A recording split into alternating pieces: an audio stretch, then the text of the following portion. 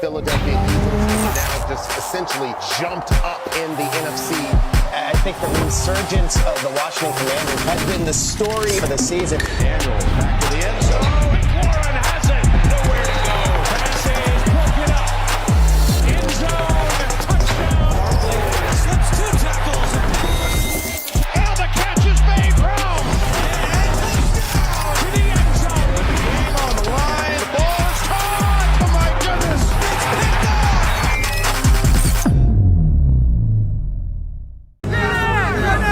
Super Bowl champion, Vinny Curry. He'll be with us next. And now a guy that's going to retire tonight as an Eagle, the honorary captain, Super Bowl champion, Vinny Curry. Coming in early and what you developed into, brother. You had a wonderful career. We don't win that Super Bowl without having players like yourself. Yeah, I noticed you have a pretty big ring on your finger. There it is. Congratulations on a wonderful career. It gives me an opportunity, to be at home with my family, my wife, my kids, and, run around with them. Number 1 7-year-old in the country. Wow. Yeah. You didn't get drafted by your childhood team, the team you rooted for as a kid. What was that like for you? I was living the dream for everybody out here today. To put that green and white on. But you chose this night, right? November 14th. You went to Marshall, that's where you played your college football, and of course it honors the victim of that plane crash in the Marshall program. That's why you wore 75. It was a Marshall plane crash, 75 people passed away. I just felt like when I got to the league, I wanted to honor, those people that, that laid the foundation that came before us.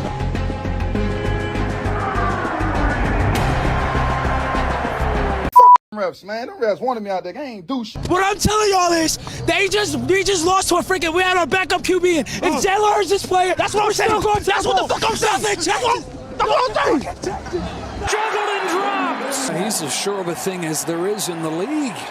I made all the tough catches there, and then the easy one I had, I dropped. Ain't nobody else fault but mine. Just unfortunate I didn't make the last play. This was basketball. You would have fouled him out. Oh, he'll be fouled out. Yeah. He's got 4 touchdown passes already. How about a 5th? In the middle of the end zone. If he's going to run the ball and if the coordinator makes a decision for him to run the ball, we're going to treat him like a running back. And we're going to hit him that way. So that's their decision if they want to get him hit the way that he gets hit. If they don't, they'll keep him in the pocket. So that's what we're going to do. Another great opportunity to, again, get our get back. Jayden's kind of become the hot thing of this season. Does it ever bother you that, people don't really consider Jalen that caliber of quarterback? I couldn't give. I just want to apologize. I'm sorry. I couldn't give a rat's about whatever anybody says outside this building. The path to the Super Bowl is through Philly. We clawed, we scratched, and we fought to get here. We pushed through the pain and the pressure for this moment, for this hour. Stafford's got to have it. His throw is incomplete, not close. Philadelphia to the championship game. And now, the hunt continues. Jalen Hurts, touchdown! Now is when we reach deep inside and unlock what should not be unleashed. 15, 10, goodbye! Another one! This is where we become the beast, the threat, the terror. He's in! They've got him! This is who we are! This is why we're here! This is how we hunt!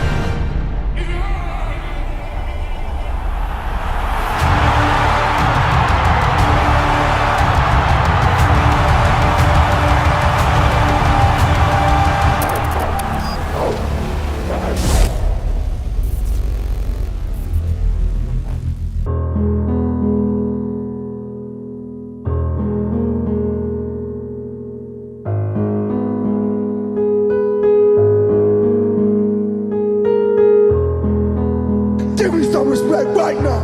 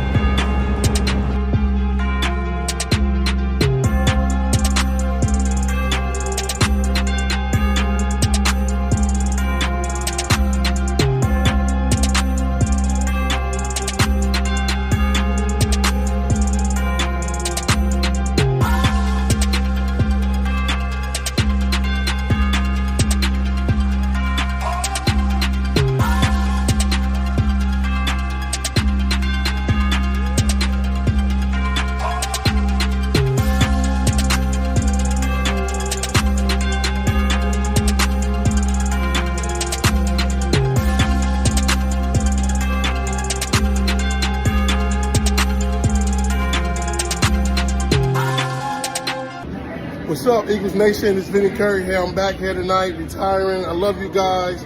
Go Birds. Bleed green forever.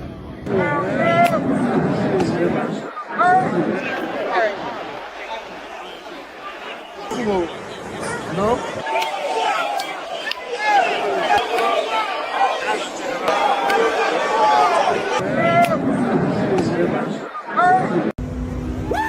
This goes a long way to help us promote this album, which is going to help a lot of families around this area, around the holidays. So thank you so much for supporting. Let's get ready for this football game and enjoy one last song. Let's go, baby!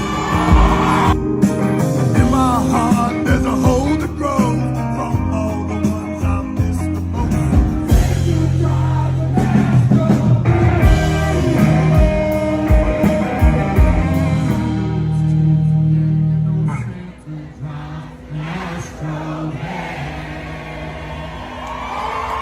But I don't want to see those tears again. You know, Santa drives an Astro.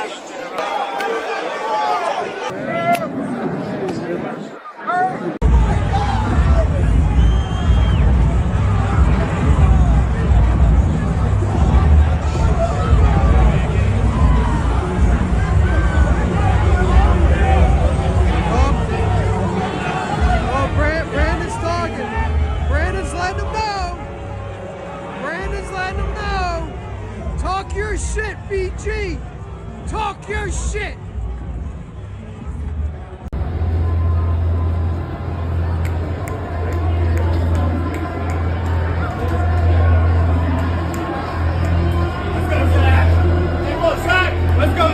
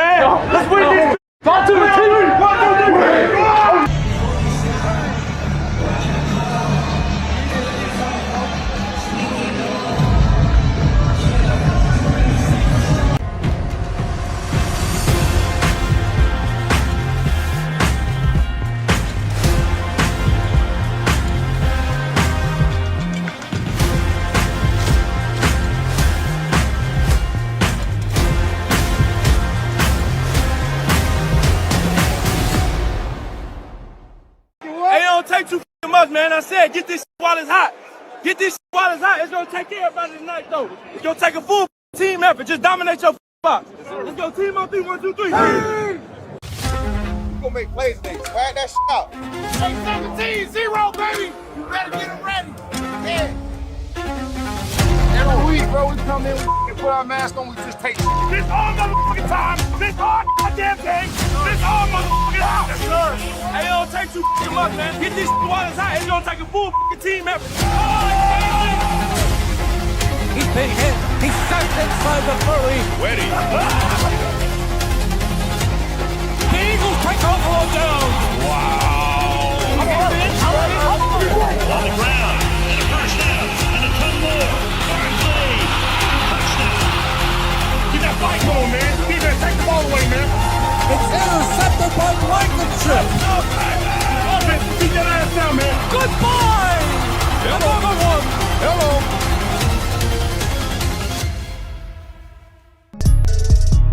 Dallas open.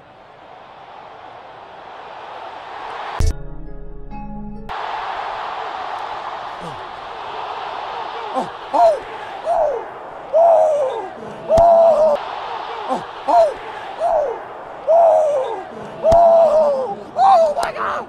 Thank you, Lord. Thank you, Lord. Thank you, Lord. We love you, football God. We love you, football God. We love you, football God.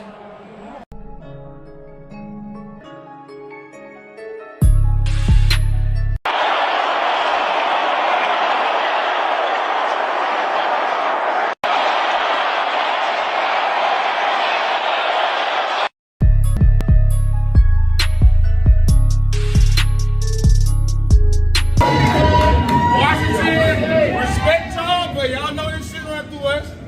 Yeah.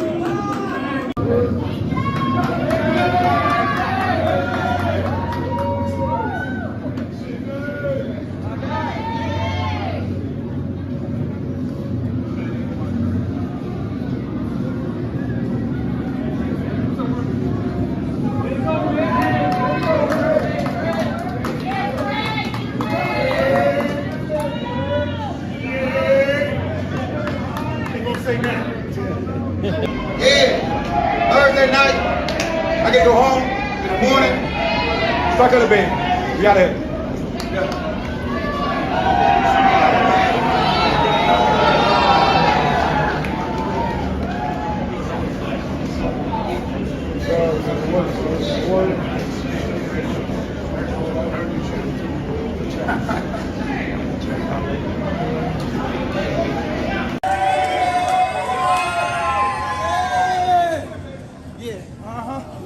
Yeah, I thought y'all were talking.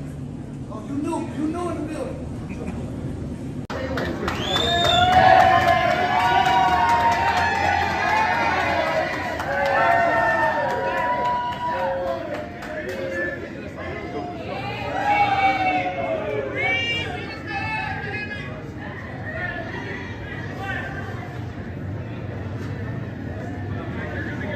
Over 1,000-yard, 6-game winning streak, sitting at the top of the NFC East.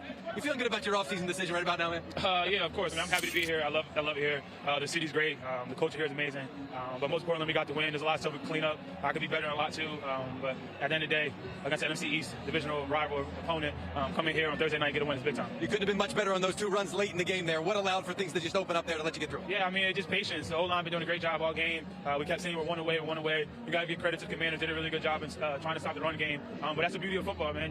You can shut it down for 20 carries, but if you're wrong with 2 of them, we have a big day. And we stood patient and stuck to the script and got it done. You know you're going to see these guys again in a couple of weeks here. They gave you a tough time tonight. It's a 2-team race in the NFC East. How important was it to get this one tonight? It was huge. It was huge to get this one. Keep the streak going. We're in a good routine right now. Like I said, and against the NFC East division rival, it's always big. But we know we're going to see these guys again. We still got a lot to clean up and have a little short bye week and get ready for next week. You had your bye early in the season, so enjoy this short bye. Yeah, for sure. Thank you. Thank you. You got it! You got it! You got it!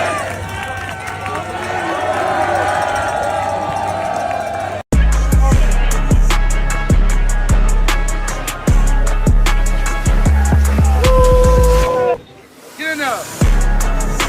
Hey, JC!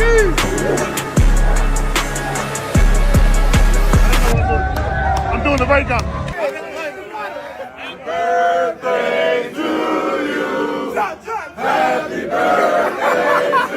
you. Happy birthday, dear sweetie. Happy birthday to you.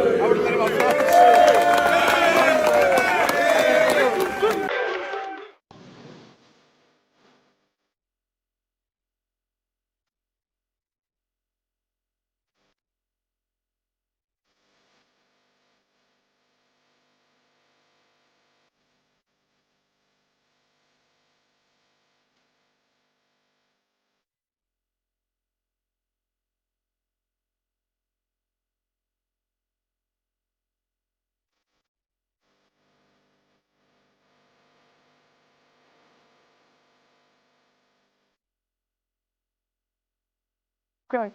I appreciate you, Jalen. Thanks so much, man. Be good. Man comes out, puts on sunglasses, and heckling me on my show. That's okay.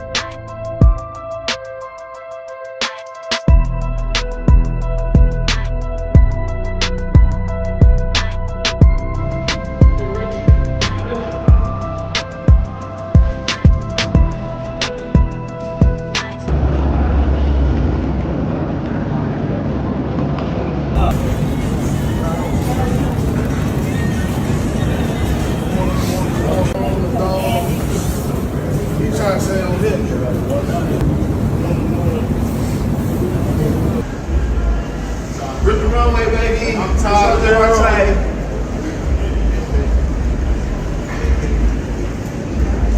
Good, dog.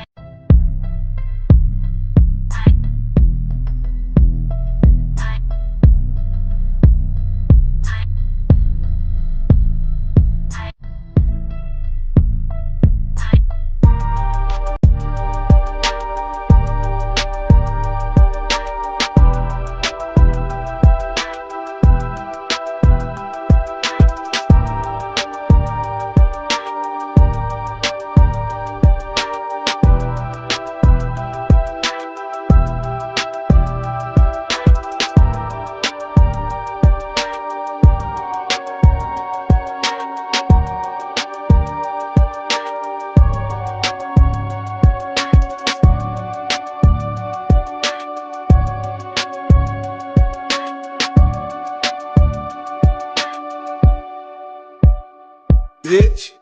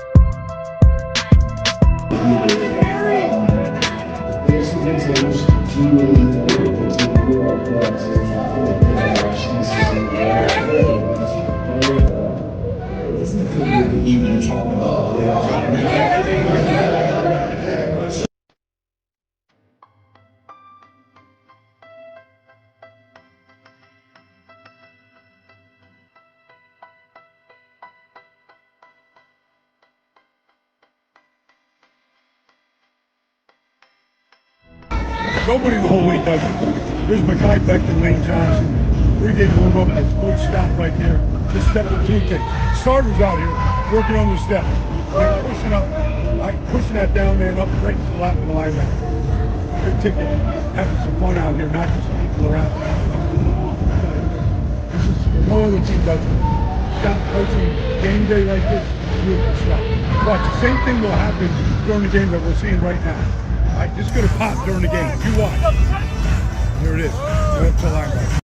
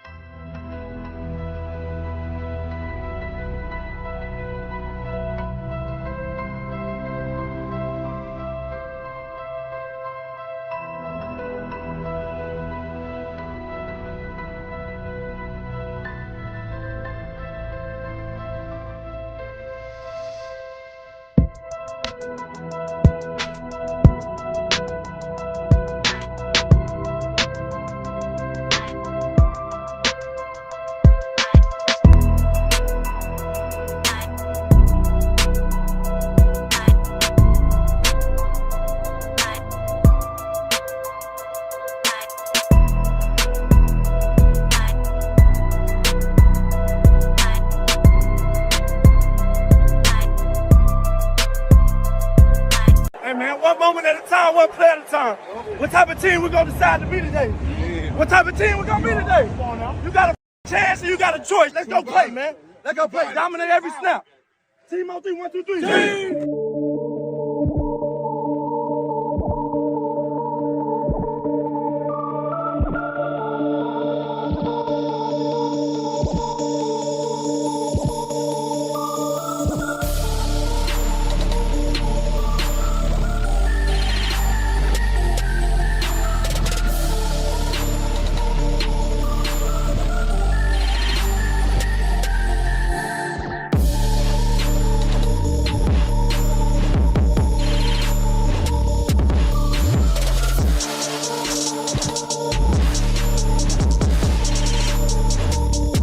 Personal foul, roughing the passer.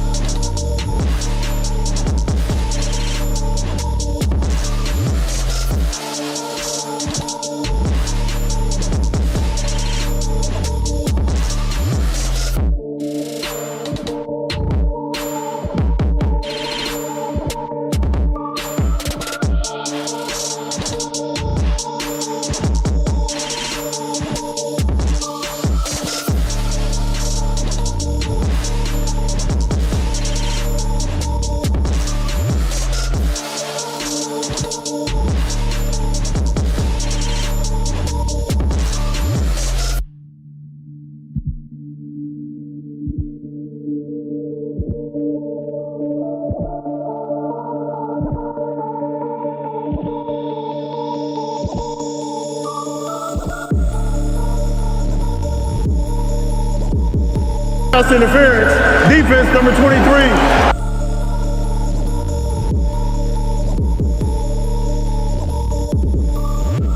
Behind him. Defense number 23.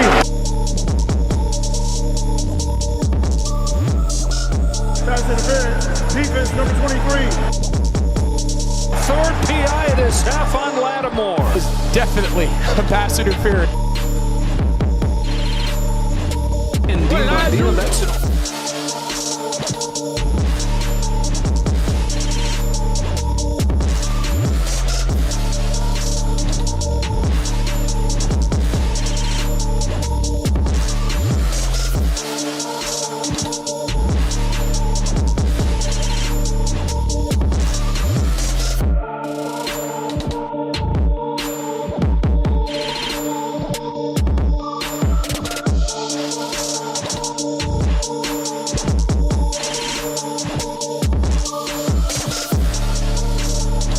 Jayden's got 4 touchdown passes already. How about a 5th?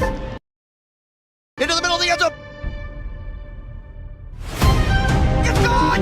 Touchdown! Touchdown, Washington! They've done it again! And the lead with seconds remaining. Snap to Daniels. Eagles break 4. Into the middle of the end zone. Touchdown! Touchdown! Touchdown, Washington! Jameson Crowder! Amazing! Clutch football from the Washington offense! They've done.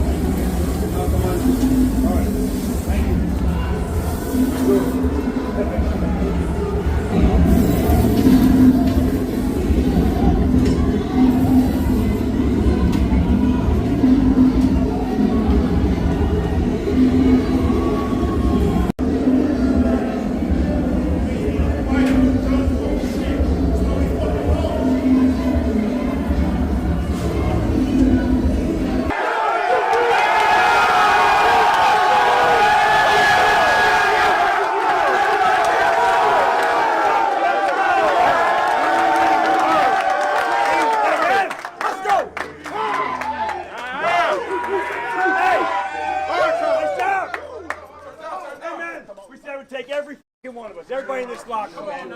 Collective mindset. It did take everybody, all right? Congrats on number 10, man. Hey,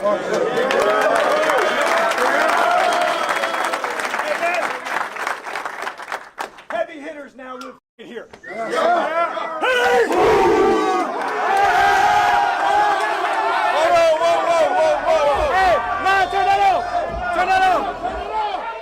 Hey, I got a game ball to the first coach in his first season to get 10 wins in franchise history.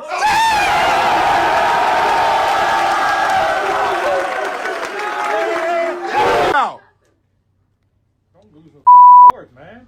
Y'all talking about?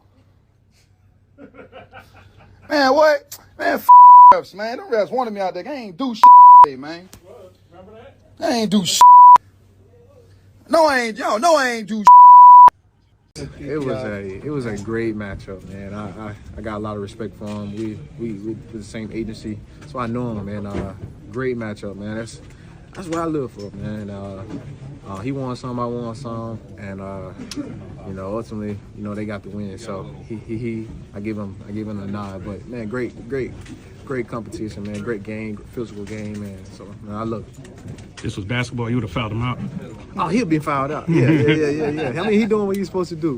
He was trying to not let me catch some of them balls on the deep balls, but it was great competition, man. Like I said, I got a lot of respect for him. It's a great pickup for them. I'm looking forward to the future. Cool. Yeah. What I'm telling y'all is, we just lost to a freaking. We had our backup QB in. If Jalen Hurts this player, that's what I'm saying. That's what the fuck I'm saying. That's what I'm saying. See them in the playoffs, Devontae. Yeah. Yo, Jalen Hurts, you're not winning that game if Jalen Hurts is in. Commanders, enjoy your win now. You barely beat Kenny Pickett. You sorry-ass fucking franchise. Better hope we don't see them in the playoffs, bro. It's Ras. We're whooping that ass. It's all right. We're still going to the playoffs. I want to kill myself. Why? Because we don't say that. Kenny Pickett's don't dog say shit. that. Kenny Pickett deserves to be on the planet as much as me. Oh, he's mad as fuck. I'm going off the bridge tonight. Still the #1 seed. We're still the #1 motherfucking seed. Oh! It was a good game. They talking crazy right now, yo. They talking crazy right now, man. Next year, we got the fucking game. Come playoffs, bro. These niggas don't want no smoke. They barely won with a backup QB. That's what I'm saying. It was a good game. That's what the fuck I'm saying. It was a fucking good game. It don't matter. That's only our game, though. Saquon got 150 rushing yards, bro. If you're cold, just put this on. It's a long walk. Long walk, bro. It's a long walk. I made all the tough catches there, and then the easy one I had, I dropped. Ain't nobody else fault but mine. Just unfortunate I didn't make the last play.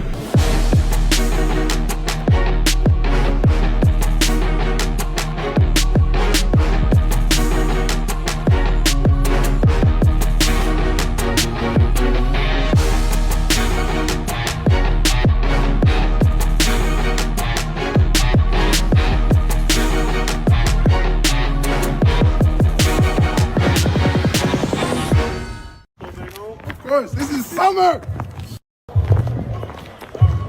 I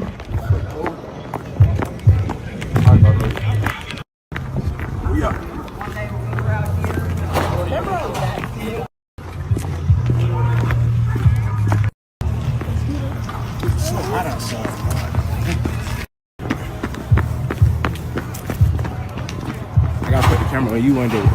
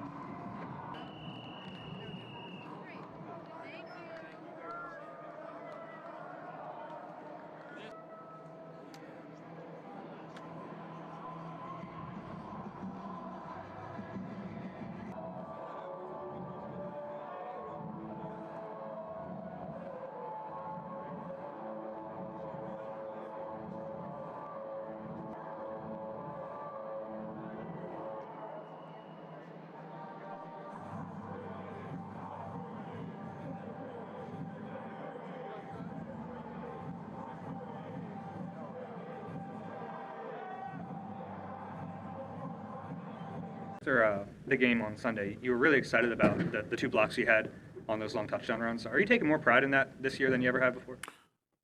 Especially around this time, because you never know when whoever's in the backfield can take it all the way, especially Saquon. So, and you don't know if your block may be the deciding factor of if we score or not. So, Have you worked on that a lot this year? Yeah, we always working on it as a group. It's a 1-2 thing, and right now it's now or never. It's whatever it takes. So. Your last matchup with Marshawn Lattimore. Remember after the game you were pretty excited about that matchup, going back and forth with them. What do you remember from it, and are you excited for this Sunday? Yeah, it was just 2 guys just competing at a high level, challenging each other. Not gonna get into it's not like a me versus him battle. It's just the Eagle versus the Commander. So I'm gonna leave it at that. So. From a more general standpoint, when you're facing a team for the 3rd time and you're extremely familiar with their personnel and vice versa, does it become even more of a chess match and like kind of your individual matchups with guys in their secondary because they're familiar with you, you're familiar with them? Yeah, we both know each other. They can play to your strength, however you want to play it, but it's gonna come down to who's gonna make the play when it matters the most. Most importantly, playing the team 3 times or the first time and in this atmosphere. So in this game, this magnitude, it's gonna come down to making plays. How much is there a part of you? I think the only 2 games where you had fewer yards than these last 2 was Titans, 2 playoff games, and Titans you had maybe 9 yards in your second year. How much is there a part of you that says that doesn't happen 3 times in a row in your? I can't worry about what happened in the past or even these past 2 games. I only can look at the film and learn from it. And it's just kind of how the game's been going. Like I said after the game, I'm okay. We won. I had some incredible blocks for the spring touchdown. So regardless of if the numbers are not there, I know people care about that. But right now, none of that matter. It's all about getting that win at the end of the day. So it don't matter. With that blocking, AJ, when you have a back, and you've had Derek before and Saquon now, when you have a back that can hit that home run, does that help you focus in even more? Absolutely. It's magnified because he's a home run hitter at any moment. That's equivalent as me running a go ball and catching a ball down the sideline for a touchdown. All I know is if he get past the line and I got my guy, he's gone. And that's important to our room, important to me. So it's just as I'm catching a go ball. So. When you did watch the film back from the Rams game, I know you mentioned the conditions might have played a factor in some of the missed opportunities, but what were your takeaways watching it back? That damn snow. Yeah. It was tough. A lot of opportunities left out there. I'm not the one to make excuses but I hold on to that ball 99 times, But it happens. And when stuff like that happens, your attention to detail has to go up.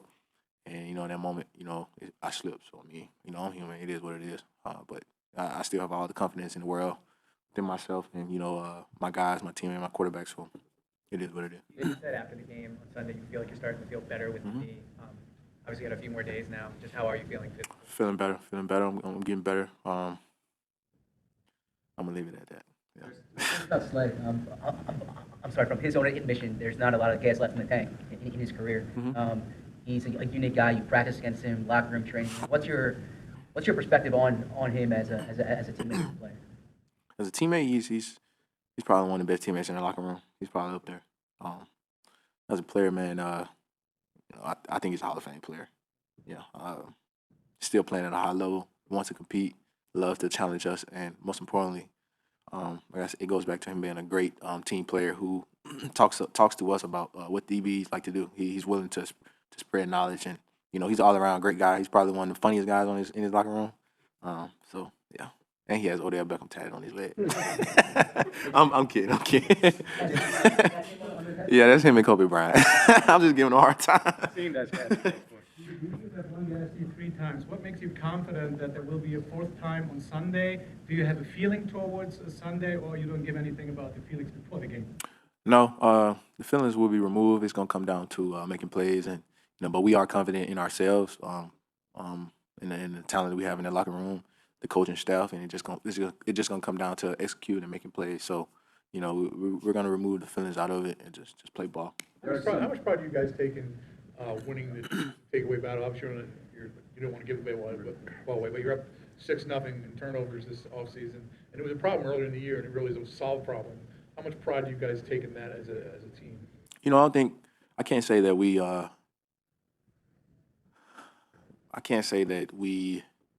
have it down pat, but that's something that we're going to continue to work on because it's so pivotal in these games, and we're not trying to be the one to turn the ball over and just trying to focus. That's another thing that we're pay attention to detail, and it goes up, especially in these games because it's so pivotal, and that changed the entire game, and so.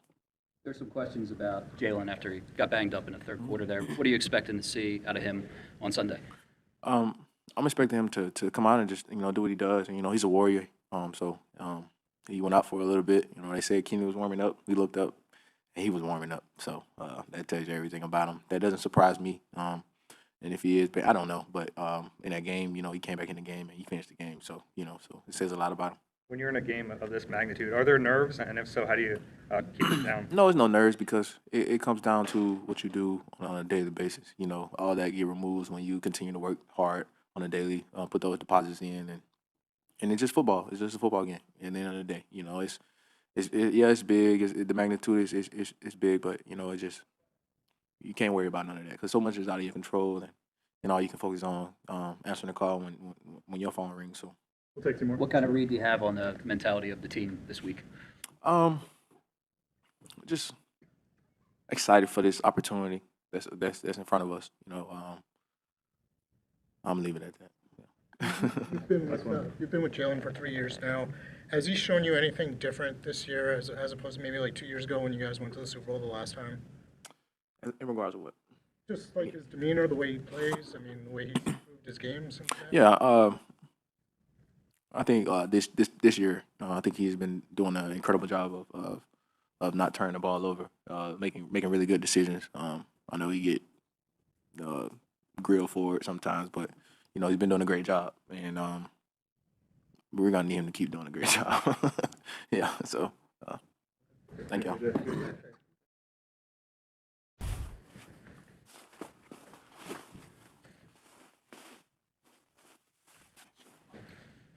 Saquon, I'm curious. You had that moment with Jalen Carter before the Saints game, and how he played after that. What have you seen from him throughout the year, and how much influence he has on this team? He has a big influence on his team.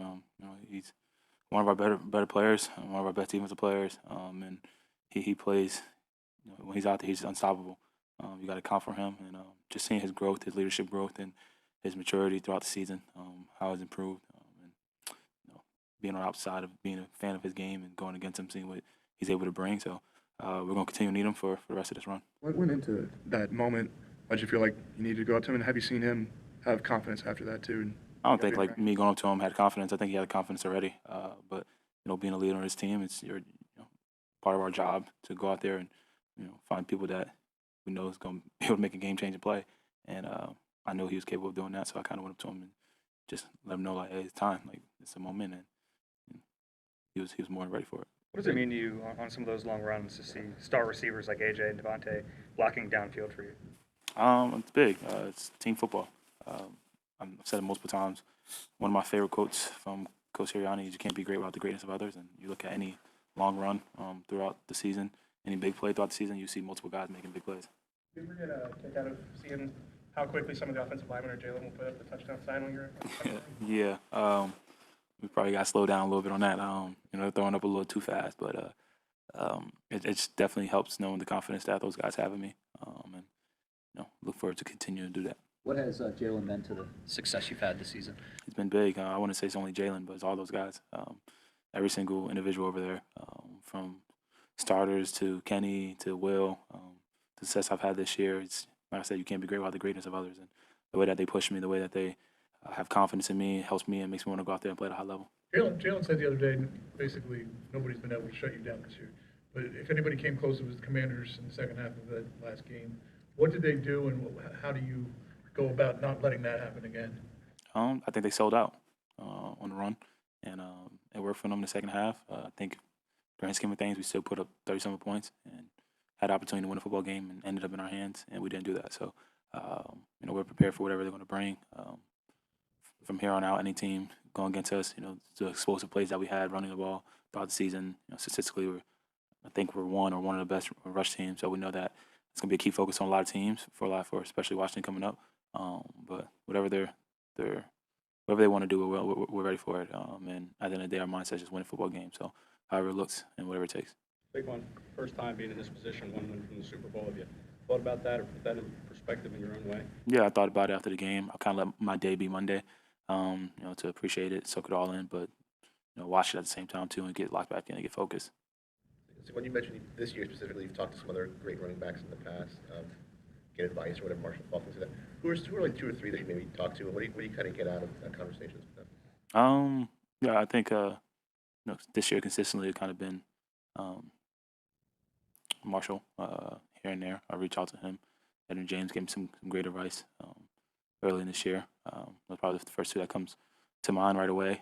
But that's the beauty and the blessing of playing in the league and being a successful back in the league. You get a lot of love from the older guys, and I'm pretty sure there's many guys that I could reach out to and give them great advice. There are a lot of talk about records with you. There's been talk about it all year. Terrell Davis's record is the most with playoffs combined, but he also had, I think you 2 are the only 2,000 rushers that have won playoff games now. To you, being the 2,000-yard guy and being a Super Bowl champion, what would that mean if you could duplicate that feat from him and his record at the same time? Yeah, I mean, it would be amazing. It's something that I guess helps with the legacy play, like with my name and being mentioned, what I want to do, what I want to accomplish in this game. But that doesn't happen if we don't take care of what we got to take care of this Sunday. So focusing more on that, and I'm aware of what the record is and how close I am. But like I said, win and move on. That's the only thing. That's the only thing that's important. Numbers don't matter. One thing that matters is winning. I remember way back when you first got here, one of your first takeaways from practice was looking in the huddle and seeing all these other star players with you. The fact that you kind of become the big focal point of this offense, even with all those stars, does that mean something to you? No, because I don't look at it that way. I don't look at it that way. I think that I think football is the best sport, and I've loved it since I was a little kid. And the main reason why I loved it is obviously I have passion for it, and it's something I want to do. But I think it's the greatest team sport, and I think people get lost in that. We forget about that. We'll talk about a quarterback play, and we'll have quarterbacks go against each other. And like this week, I'm pretty sure the media's talking about Josh Allen and Pat Mahomes' record against each other. But that's not it. That's not how the game is worked. The game's a team sport. You could have 9 guys all on the same page and 2 guys are not on the same page. The play won't work. So I don't look at it as who's the stars. Obviously, it comes with it. You might have media deals, you might have commercials, you might have follows on IG. But at the end of the day, the only thing that matters is how you compete as a team. And if you don't have a great team, it don't matter. You won't be successful. And I think I'm a prime example of that right now.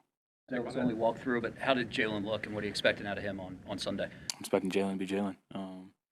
He's going to show up for us. He's going to make plays. He's a winner. He got the it factor, like I've said multiple times. And it's on us to go out there, too, and step up. We all got to step up, everybody. It's an opponent that we're familiar with, and they're familiar with us. And, they're playing great ball right now. Got a lot of confidence over there, too. So it's going to take all of us to go out there and win this game on Sunday. Saquon, that 78-yard touchdown run you had, you were obviously pretty fired up. You had your helmet a few times. Was that one of the most exciting times you've ever had in a football game? Yeah, it's probably my favorite touchdown so far of my football career since a little kid.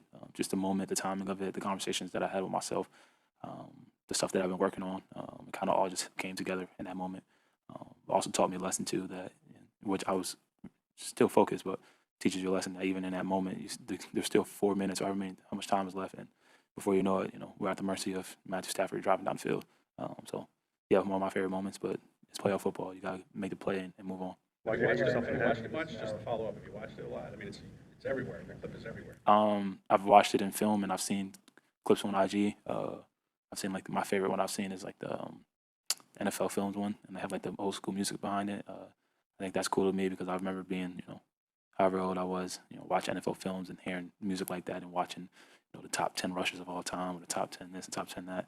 And so I think that was probably the coolest one I've seen so far. I don't know. Now that I go back and look at it, I don't know why I was doing that. I was crashing out, as the kids would say. How are you feeling physically coming off, a game with that many carries, playing in the snow? Just how do you feel? I feel great. That's what I trained my body for. That's what I trained all season, what I trained during the season. So yeah, the amount of touches, the however many yards I've had, the point of the season that we have, I feel great, feel really good, and I'm excited for Sunday. Obviously, the stakes will be higher, but even just playing a division rival for a third time in a season, how do you balance like the intensity that game will have with kind of making sure that you are within, I guess, keeping control of emotions and stuff like that? Fortunately, I've been a part of it. Unfortunately, I was on the wrong side of it, playing the team 3 times, and I think in those games, what matters the most is it really comes down to who wants it more. All of that, how everyone's playing, how confident you are. I've been on the side where we just beat Minnesota, number 2 or number 3 team or seed, I forgot what they were, on a road win, and we came in to Philly with all the confidence that we're gonna come win that football game, and before you know it, we blinked. It was 28-0. So these games will come down to what football's all about. You got to establish a line of scrimmage, create turnovers, don't turn the ball over, make explosive plays, and find a way to get in the end zone and stop them from getting in the end zone. So everyone could get caught up with the emotions and division rivals and this stuff like that.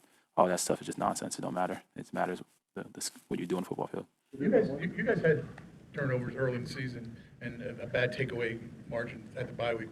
Why do you think that problem was solved and you guys turned that around? Nick Sirianni and Coach Singleton, they beat in the head. The ball. Every week, every day of the week we start practice or start film with ball security.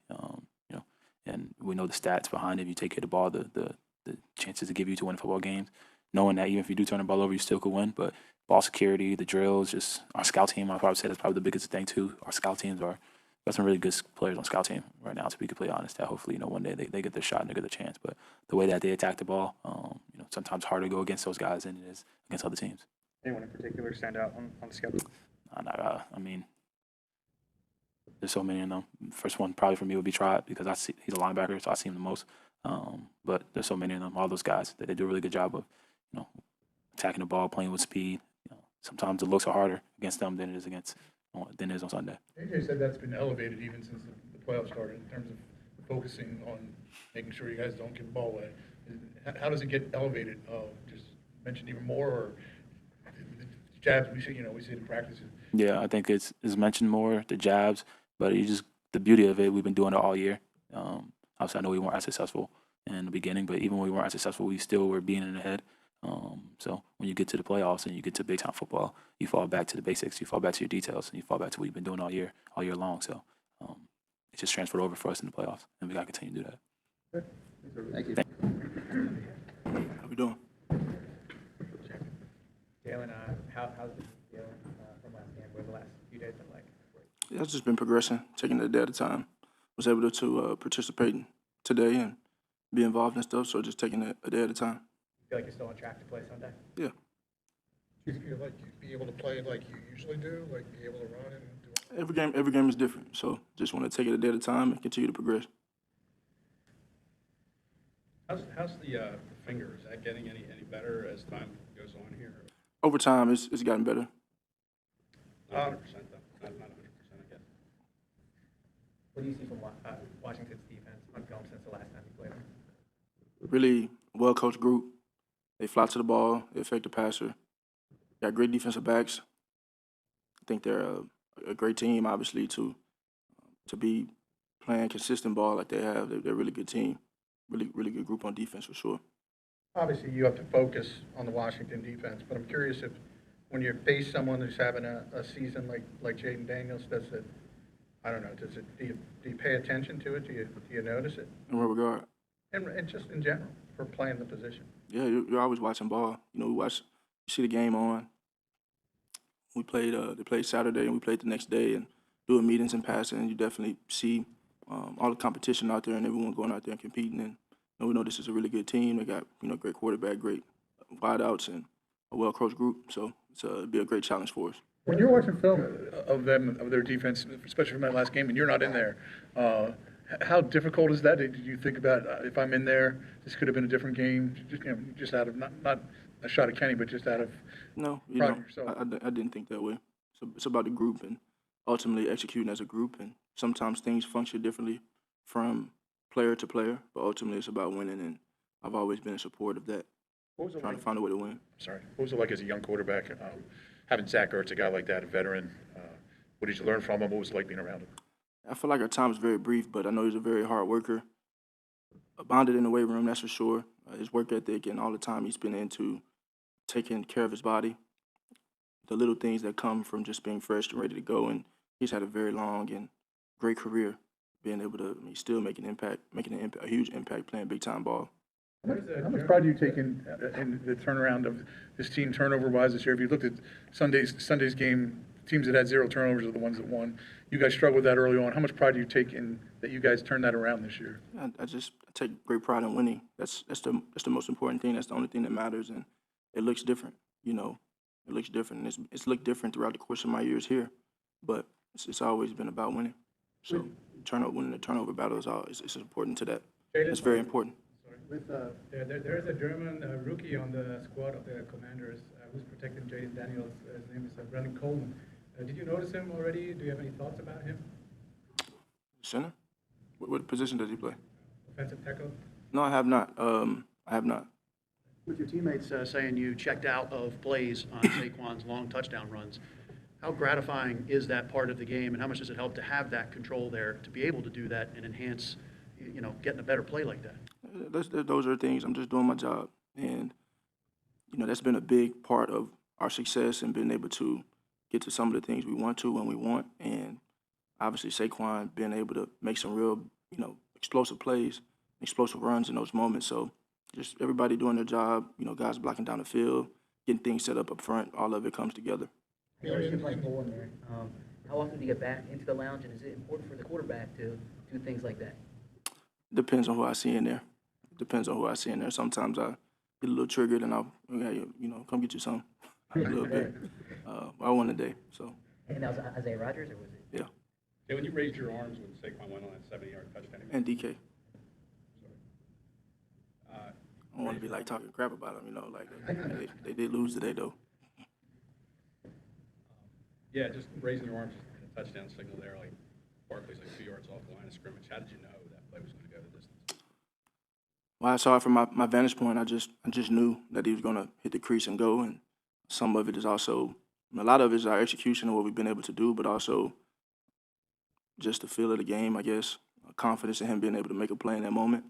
And I saw it. We were communicating back there and getting on the same page, and we were able to get everything set so he can make a big-time play. Being in the NFC Championship game for the second time in 3 years for you, how's this experience different? I mean, does it seem like you've had to overcome a lot more challenges to get back here, and how do you approach, just what this feeling is like? I'm taking it one day at a time. I don't know that this is a moment to reflect, tell a story, decompress. So, By Slay's own admission, his career is winding down. You've been around him now for 5 years. What perspective do you have on the type of player and type of teammate that he is?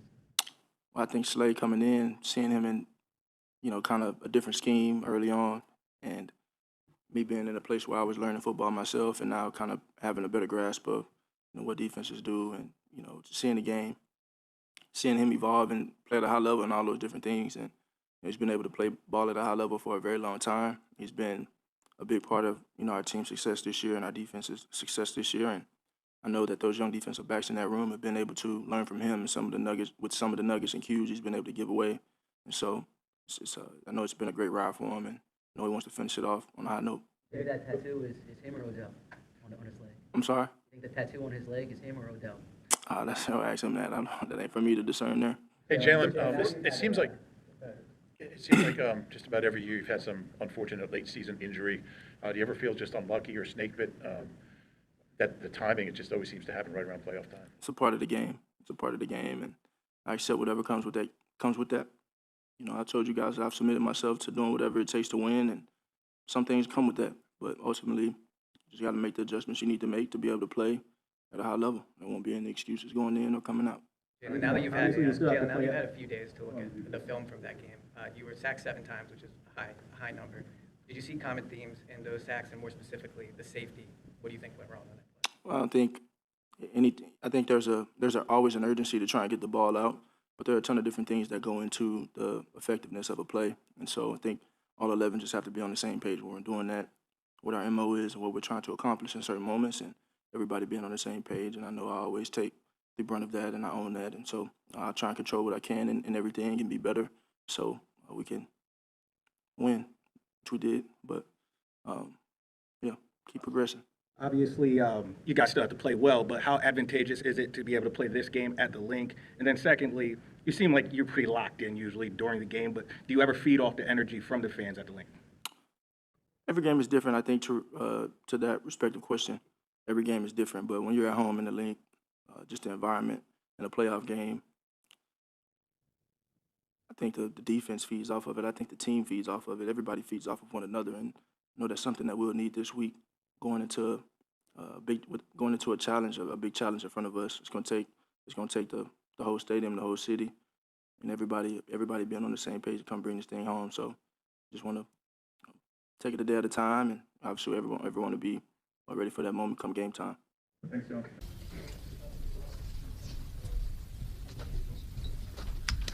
How we doing? Good, I'm good. I've been with Terry for many, many months. For on the field and off the field, what's been sort of the biggest thing that you've kind of taken away from that relationship?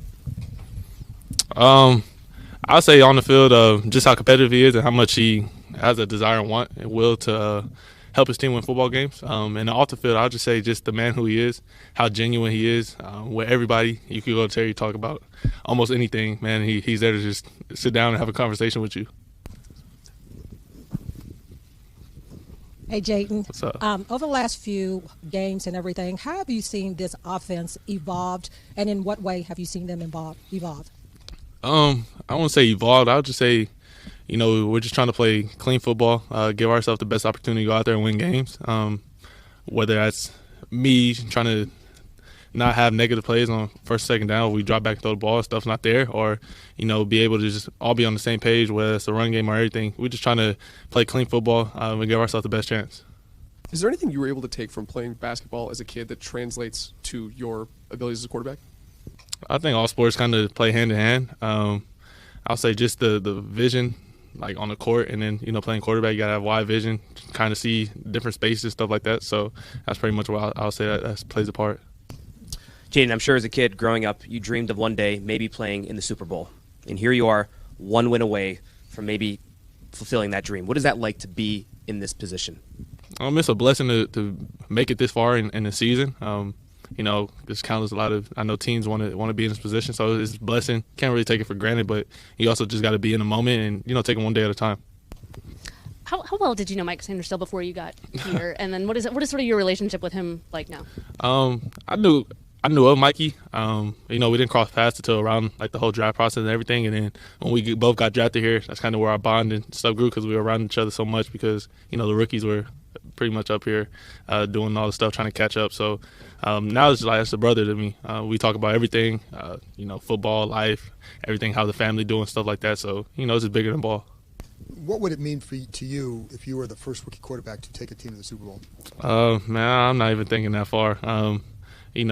It will obviously be a blessing, but, I'm just focused on, how can I be better day by day.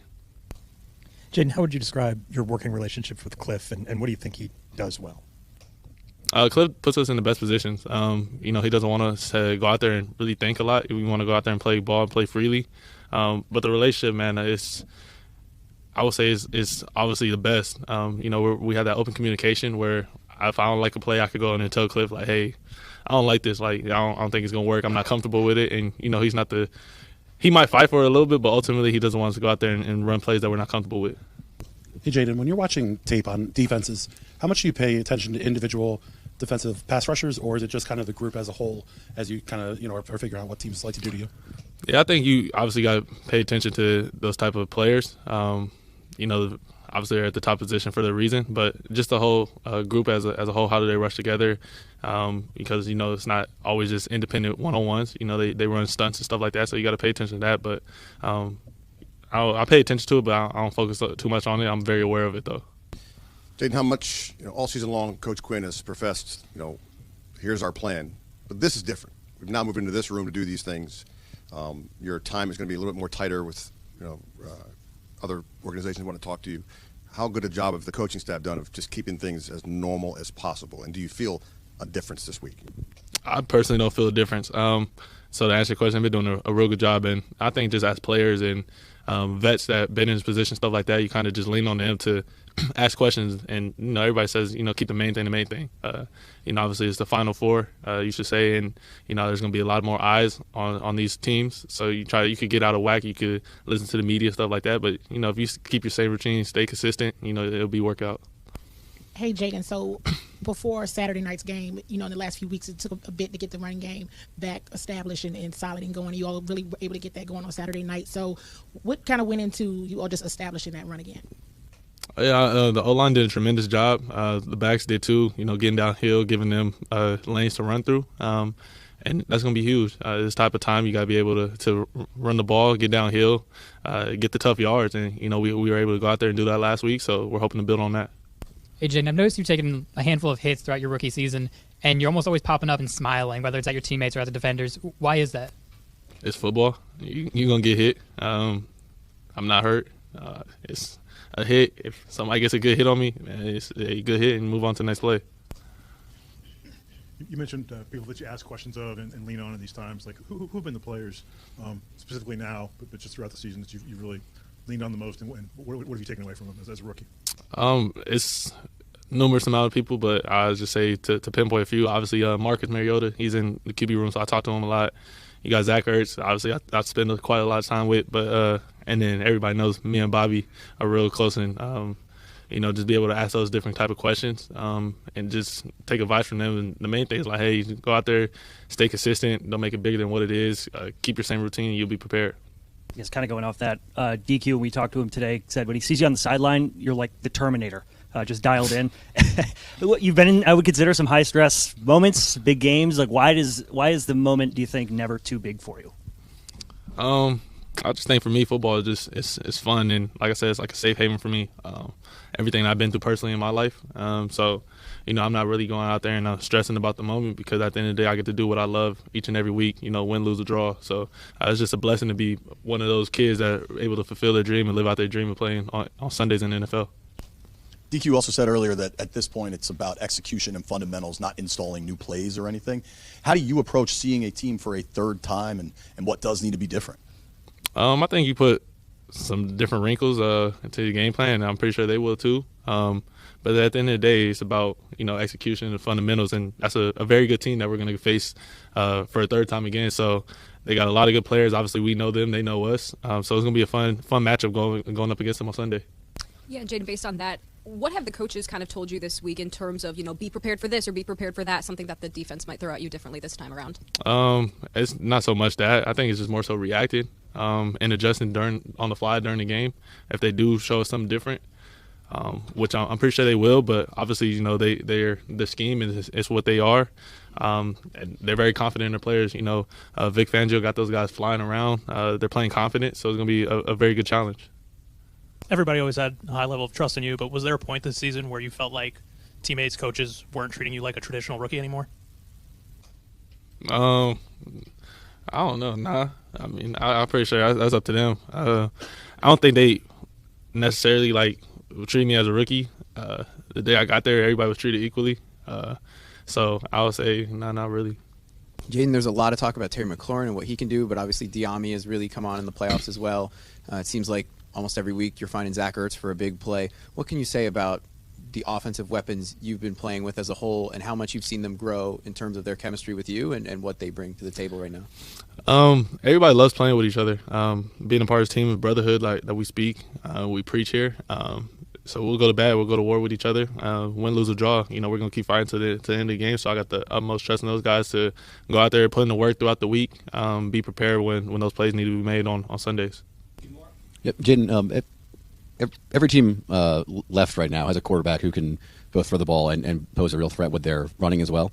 For you, for like a quarterback who came through the game, high school, college, in your age or generation, is there such thing as like a running quarterback anymore, or is it just kind of like part and parcel with how the position is played right now? I think that's just how the position is played. You got guys on the other side of the ball that can run 4-4, 4-3, so you got to be able to move. A little bit be able to play make. So I think that's just, a part of the game and how the game's evolving now. Getting back to Zach Ertz, how important has he been, as a veteran tight end, kind of like a safety valve for you? And then also, you said you spent a lot of time with him. There's a bit of an age gap between you two. What are some of the ways that might show itself off the field? Everybody necessarily like everybody's kind of like a big kid in a way. You just gotta be able to be comfortable enough to bring that side out. So I think I do a good enough job of joking around with the older guys and stuff like that. And then me and Zach, I mean, just that relationship that we built. Obviously, tight end could be a quarterback's best friend, and he's seen a lot of football in this league. So just be able to lean on him in certain situations and kind of pick his brain early on. And as we built the relationship, having those type of conversations, this is how I want you to run this route versus coverage and stuff like that. Jayden, coming up Sunday at 3 o'clock, all season we've talked about your calm, talked about your poise, your ability to make plays in big moments. Sunday at 3 o'clock, arguably the biggest game of your life. What's going through your mind, and how do you make sure that you're present in that moment? I don't know. We'll see when that time comes. Now I'm just focused on, take care of my body and get ready for practice tomorrow. Appreciate y'all. I know everybody says keep everything normal, keep it all the same. It's only day one of this week, but how is that going? How is that process going of keeping it normal? Like what we come in and do every day. Just get back to the film room, keeping it simple for us. Getting the game plan down, going through practice, see our looks, come back, make corrections, and go from there. Saying that finding a way to slow down Saquon Barkley a bit is going to be key for this game. Do you take anything away from after the first quarter of the last game that you guys were able to keep him more in check? Is there something you can take away from that, you think, going forward? No, man, it's just pretty simple. Just, us being in our gaps and making our hits. He's going to find little creases here and there, and that's something he's good at. Checking every gaps, making sure everybody's disciplined. And, on our part, we just got to be in our gaps and making our hits when it comes. Yeah, let's just do that.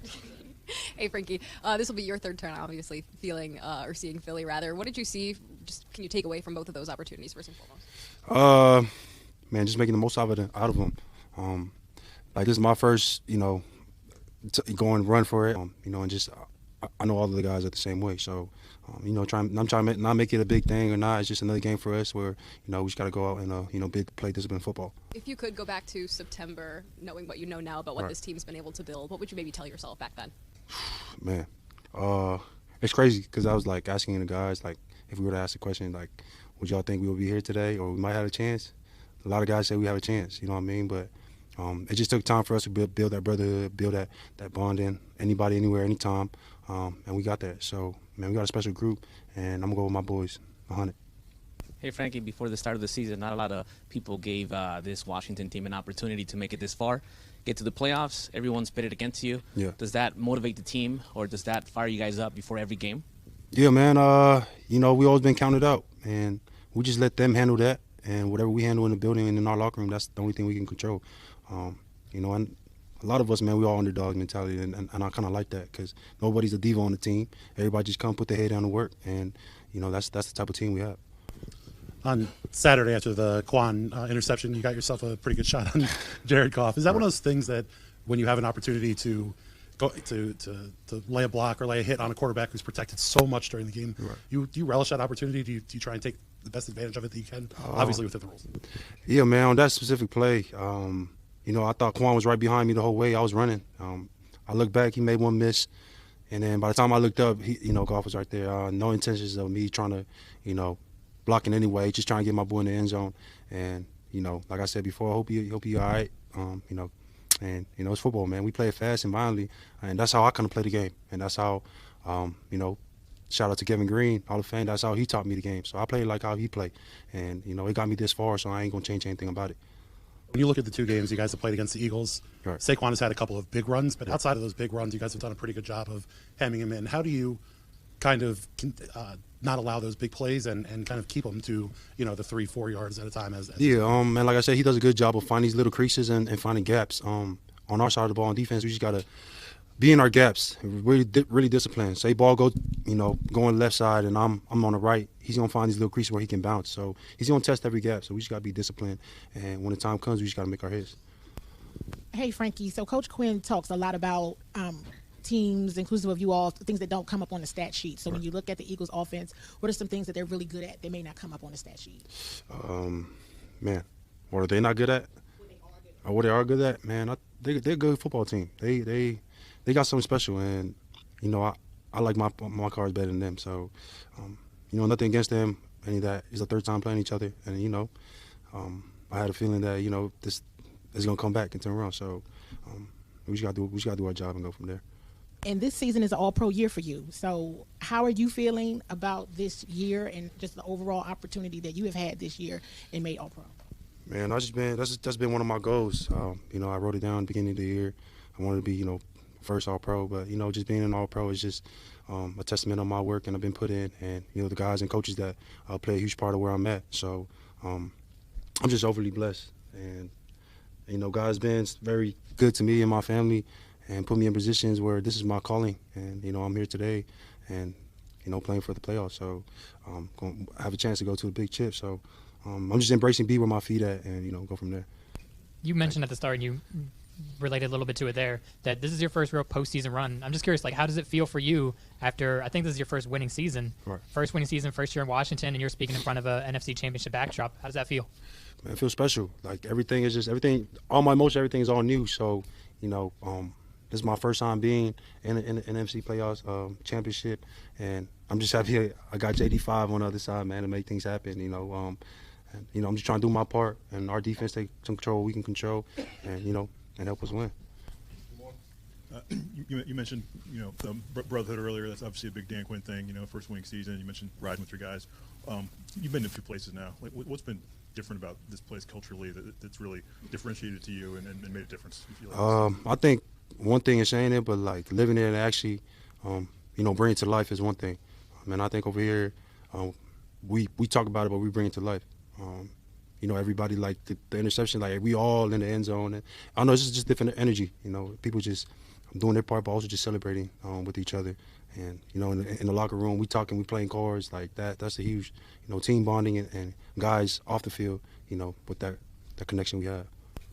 Every step of the way, this postseason, you guys have played against a really tough running back. Obviously, we've been talking about it. Saquon for a third time this weekend. But do you enjoy those heavyweight matches, or do you think this is another tough day at work? How do you approach going? I enjoy them a lot. I like them. I like these kind of games, because they count us out, and also going against a good running back. That's where you really see yourself as a team, as a defense. As far as my goal, man, going against the best is he's gonna bring out the best in you. So, and he's one of the best by far to ever play the position, and he's balling out this year. So, hats off to him. But by every time we play him, it's gonna be a dogfight, and that's the type of game we bring, and run around and hit.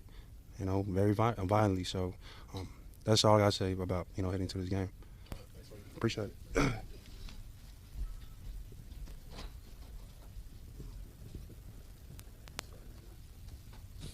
That for you. Go ahead.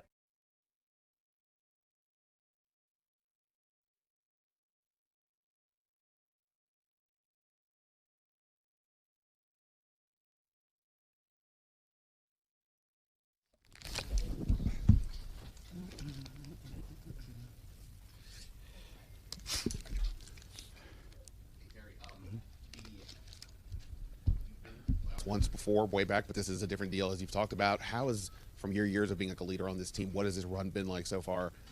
As one of the stars, one of the leaders out here. Yeah, it's been a great run so far. Seeing the way that we've come together throughout the course of the season, fought through some adversity in the middle part of the season when we lost a few, and then to end the season strong like the way we did. That momentum I feel like we've carried into the playoffs, and each week we've gotten better.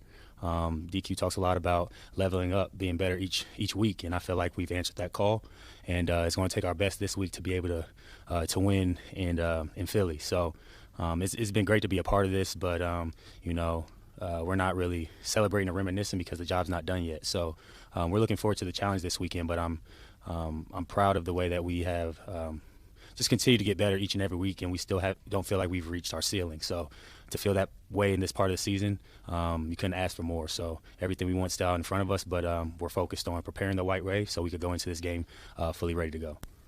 Terry, in working with Kliff, it seems like he wants or listens to your guys' input on stuff. How does that all work, and how helpful is that to getting you guys going? Yeah, I feel like this entire offensive unit, coaches and players included, trust his plan and trust the way he puts the plan out in front of us, from the way we practice to the way we are expected to play without the ball, from the tempo we're expected to play with. His expectations are extremely clear. And, I feel like that is something throughout football that is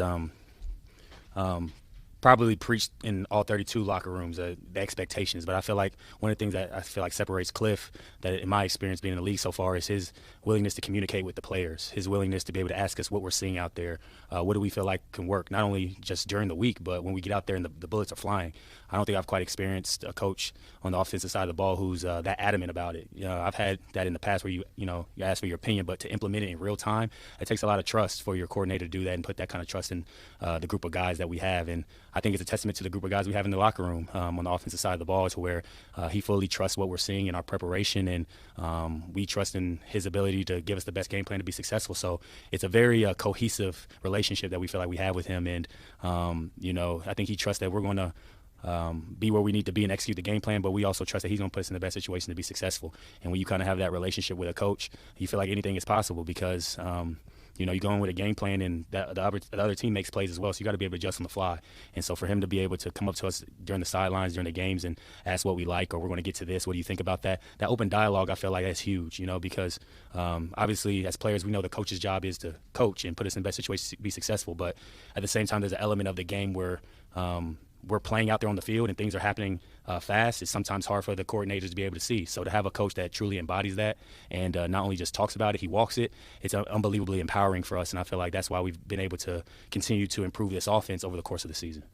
DQ was talking about Jayden's demeanor during games, specifically on the sideline, saying he said he's the Terminator. I might crack a smile or something after the game's over. Right.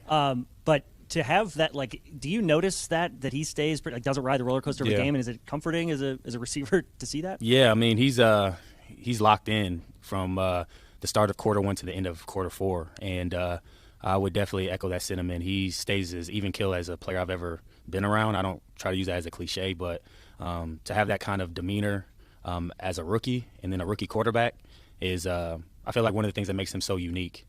And whether it's a good play or a bad play, he's always worried about the next play. And he's worried about how we can execute this next play at the highest possible ability that we have for our offense. And so he's really a great teammate to be around. Again, he goes about his business the right way. He's the ultimate pro as a rookie. He knows what it's like to not only take care of his body, but to put the time and the work in the film study.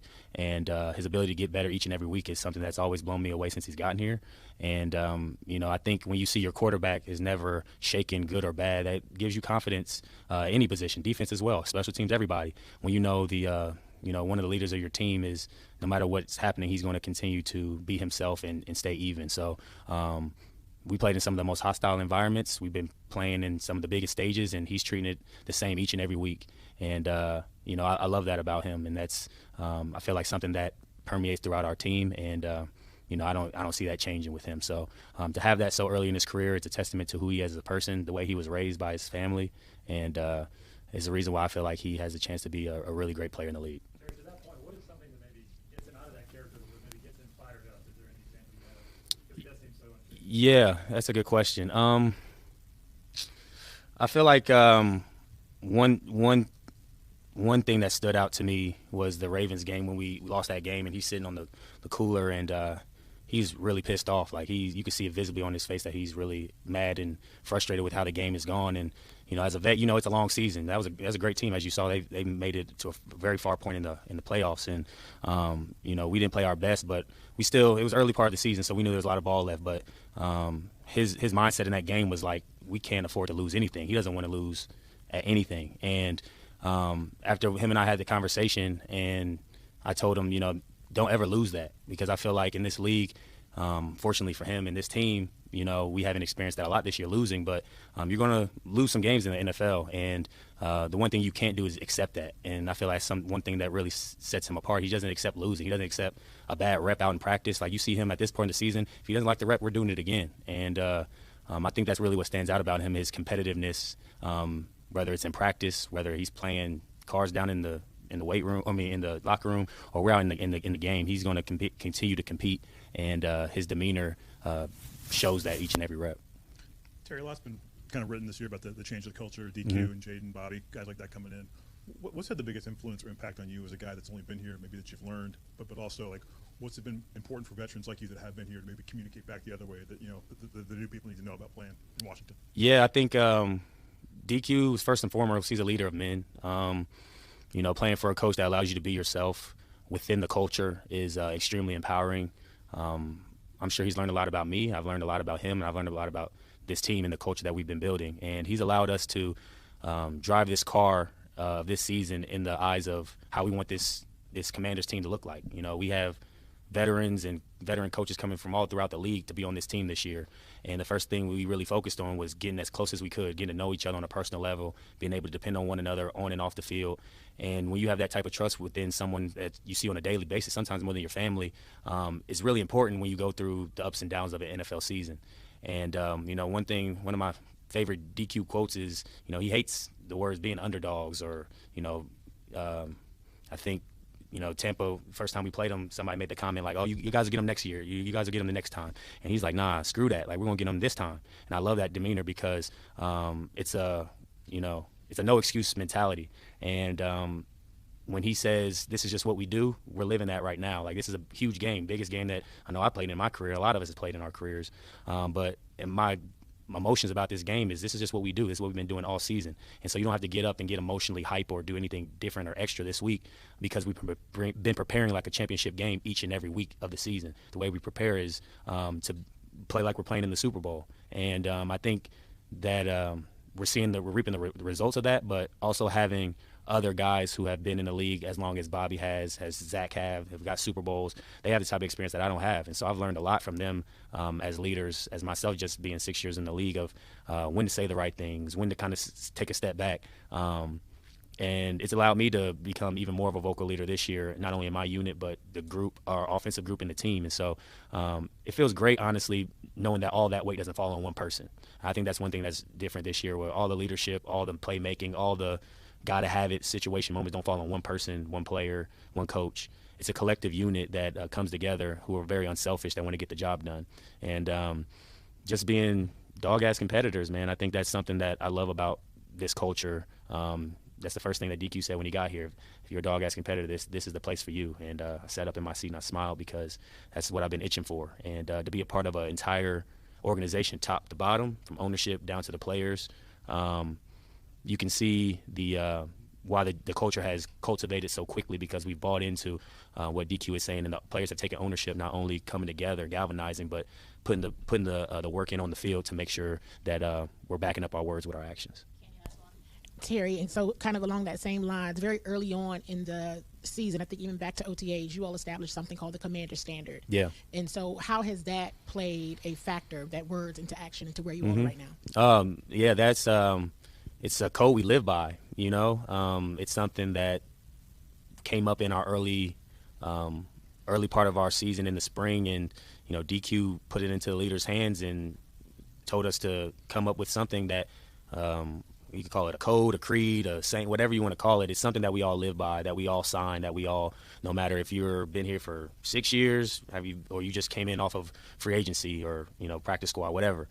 This is the code that you live by as a commander. And when you hold a standard and you put it in writing, you sign your name to it, you hold yourself accountable to that.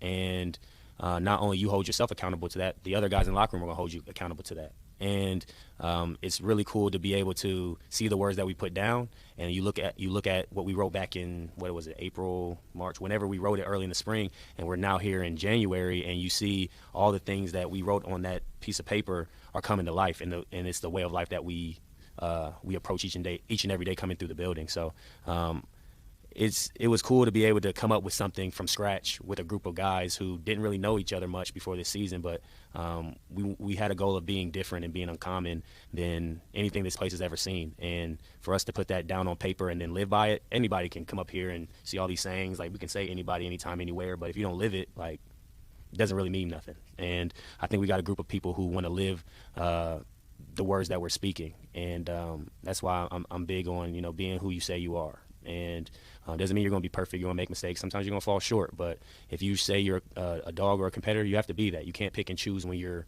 whatever you say you are. And so that commander standard is non-negotiable. And the great thing about it is there hasn't been any issues and hiccups with it because that's the culture that we created here. And so going forward, that's who we are. And so whoever comes in here, that's what you hold your standard to. And that's a great thing about a culture because before that, sometimes anything goes. Like, it's sometimes hard to keep guys accountable. But when you have one sound, one standard, and everybody's holding accountable to it, you got no choice but to live up to that standard and uphold that, because if you don't, you stick out like a sore thumb, and you got to buy in. So it's not a threat. We take that with great pride, because we built that from the ground up, and we're looking forward to building on that. Awesome. Thank you, Terry. Thank you, guys.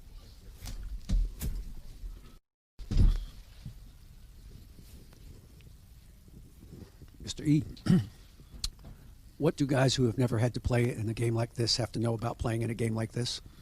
Yeah, I think you can't make it bigger than what it really is. You know, the things that win you games in the regular season are the same thing that win you games in the postseason. And really the same things that lose you games in the regular season are the things that lose you games in the postseason. And it's not some mind-blowing saying or anything. It's not earth-shattering. But the messaging that DQ has done from the beginning of the season has been phenomenal, that every week that we partake in is championship week. And so our process of winning has continued on from week one, and it's evolved over the weeks. But the same things that got us to 12-5 in the regular season with the opportunity to be in the playoffs are the same things that we need to approach this game with. And you can't go out there and try and be Superman or put your cape on. You got to go out there and play really good football for 4 quarters and eliminate as many mistakes as possible. And ultimately it comes down to who's going to make the most plays. And I got a lot of confidence in the guys, but you can't go out there and try and do something that you haven't done the past 20 weeks or so. I know this is not a new question for you, but you're going back to a place you've been into, you played at for many years. How do you kind of compartmentalize that with knowing what the task at hand is, what the goal at hand is on Sunday? Yeah, I think being able to go back there early in the season for the first time as an opponent got a lot of the emotions out of the way, per se. It's not going to be the first time seeing people that I hadn't seen in a long time. And so for me, I understand the environment it's going to be. I understand how I'm going to be receptive this time versus last time, probably, because they got a lot at stake as well. Everyone knows how I feel about that building, the people in that building, the people in that community. Our foundation is still doing work out there for a reason. But at the same time, I'm going to do everything I can to make sure that we're giving ourselves a chance to win the football game. When the whistle blows, it's not going to be about the previous 9 years that I had there. It's going to be about trying to make as many plays for this team as possible, whether that's in the run game or the pass game. But I'm not going out there with the chip on my shoulder or trying to prove people X, Y, or Z. I'm just trying to go out there and be the best version of myself. Zach, you obviously played with some good quarterbacks throughout your career. Going back to the spring with Jayden, and I know we talked about this a little bit, but what were some of the things that was there a moment that jumped out to you where he's like, this kid could be different because? I think his approach to the game has really been different compared to a lot of people that I've been around when they're young. You know, a lot of times when you're young in the league, it's a lot of trial and error to see what works for you. And oftentimes you're reactionary in terms of how your process is. And it's like, oh, after I failed a couple of times, maybe I'll do X, Y, and Z a little more. Whereas Jayden, the moment he first got here, he was the first one in the building, studying as much as possible. He was very proactive in his approach to being great.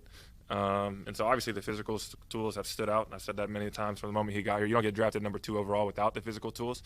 But it's really his approach that has set him apart, in my opinion, and is going to continue to set him apart for as long as he wants to play in this league. For yourself, after the last couple of years, to have this year to be where you are now, what does it mean to you? It means a ton, obviously, just to have this opportunity. You know, last year in Arizona, I've spoken about it, was extremely difficult coming off the knee injury, playing for Kliff, and then he's gone after a year after him signing the long deal. And so I was out of the league for a long time. I really didn't know what the future held. I didn't know if I was going to be done after I didn't get picked up for a long time last year. I had opportunities to play, but it wasn't the right opportunity. And just when Kliff got this job and DQ got this job, was really an opportunity for me to just fall back in love with the game again, I would say, and really just enjoy the process again. And just be around people that know how to use me and allow me to be at my best. And so it's just been so much fun. It's exceeded all my expectations. Obviously, playing with a quarterback like Jayden has helped a ton, and just his humility and eagerness to grow. And I still feel like we're just scratching the surface together as quarterback-tight end relationship, even though it's the NFC Championship. I still feel like there's so much room to grow. I'm sure Terry feels the same way, even after the year that he's had, that like all of us are just scratching the surface together. And so I think it's a testament to the people that they brought in, the coaching that they brought in, and just the enjoyment we're having with one another. Along the same lines, was there a point where you talked about falling back in love with the game? Was there a point where you're so frustrated that you ever thought about not playing? And what has this done for you mentally on the field?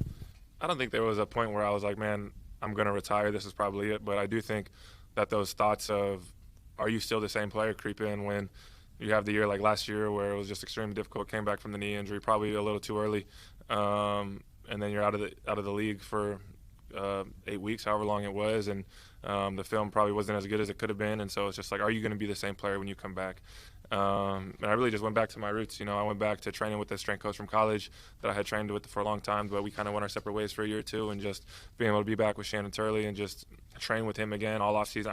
This is kind of the longest time I had training straight since I started playing football. I pretty much had from October, from when I got hurt last year, hurt per se, from how that was dealt with, and then to the off season I had 6 months to train straight. And so for me, just to be able to have that training again at my age, it was awesome to be able to just grind and get explosive again, feel fast again.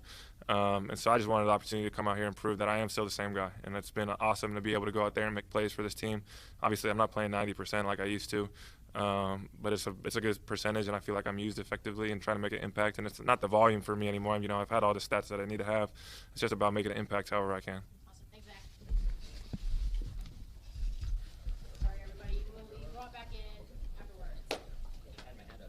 Great player, and what makes Philly love you is your passion. And last time you played Washington, you got a couple ticky-tack calls. Some you probably didn't agree with, some that were kind of a little petty probably. How do you walk that fine line to keep that emotion, but also not letting it go too far and shooting yourself in the foot? I don't really know. I guess you just got to look at what you did last time, just don't do it again. You feel me? I don't know, just think about the team, man, because at the end of the day, I'm playing for the team. I got 10 more people on the field with me, and even if I do something to get a flag and it affects the 10 on the team, on the field, it affects everybody else still on the sideline and the fans watching and everybody who's supporting. So, you just got to stay composed. That's pretty much it. Just don't get a flag. That's it. Just be smart out there. What's your level of excitement going into your first conference title game? I'm very excited. At the end of the day, to me, it's just a game. But I know that it's levels to it and all that, but I'm still treating it as like it's just a game. I don't want to get too excited or too nervous or anything like that. I'm still just calm and just ready to play, going and listening to what coach is telling me and go show it on the field. And how do you feel about the opponent? Third time facing the Commanders. Things got a bit chippy the last time you guys saw each other. Oh yeah, they're a good team, and they got some dogs over there at quarterback, wide receivers, and some D linemen over there. That's very good. So we already know it's gonna be a little competition. It's gonna be about who won it the most and who's gonna finish the game. How are you feeling, and how have you evolved with playing as many snaps as you do? I feel good. If I keep playing that many snaps I do every game, then it's gonna be every game. I don't got no problem with it. When I get tired, I call. Say, hey, yo, I need a break, give me a couple plays off, and then I'm right back out there. It looks like some of the times at the end of the games, you're feeling stronger at the end of some of these games? Oh, yeah, it might be some times where I'm rushing. If I get a double team, I know it's a double team. I try to look for a batted ball or something and also catching my breath a little bit, but I'm always ready for the next play. Does it feel like the 20th game of the season for you? I don't even know where we at right now. It's crazy, bro. It's the longest I ever played, but at the end of the day, I'm going to do what I got to do to win. I saw a clip of Shady McCoy today, and he said he was talking to his good friend Aaron Donald, and Aaron Donald was like, man, that boy Jalen is cold. Like, he's that guy who I think could step in now that I'm going. Just hearing some of that ilk talk about you in that way, what does it make you feel? That's good. I didn't see that yet. That's nice, man. I always wanted to talk to AD when we played him last year.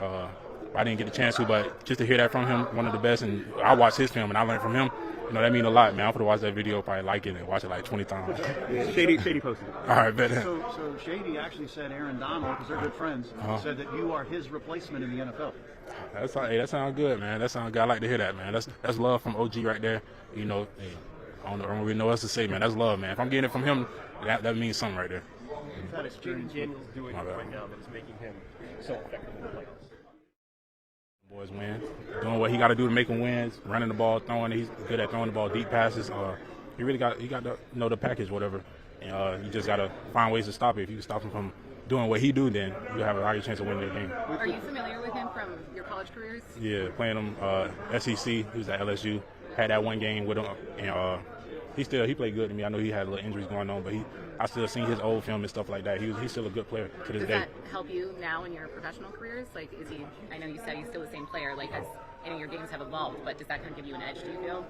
It's all right. At the end of the day, if a player's good, he's doing it at the next level. He's just talented. You feel me? And you just got to find ways to stop it. With the pressure, you're able to get up the middle. My bad. Against Matthew Stafford. You say it again? With the pressure, you're able to get up the middle. We saw it against Matthew Stafford at the end of the game. How prepared do you have to be for him with his ability to get out of the way real quick? No, yeah, he surprised me when I had that free rush on him and he dropped. I really thought I was going to miss. I was like, oh, snap. But, you got to be prepared for stuff like that. We worked that this week.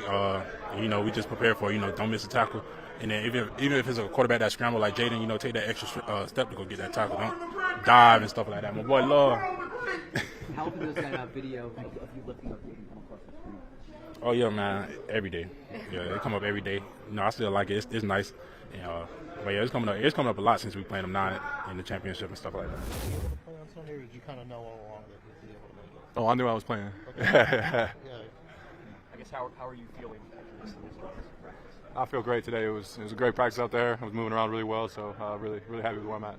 Dallas, you guys aren't facing each other, but any specialness when the big stage, you on one side, Zach Ertz on the other side? No, it's just another game. You know, all I care about is the people in this building, the team right here, and you know, we got goals that we want to achieve, and you know, this is the week to get to the next step.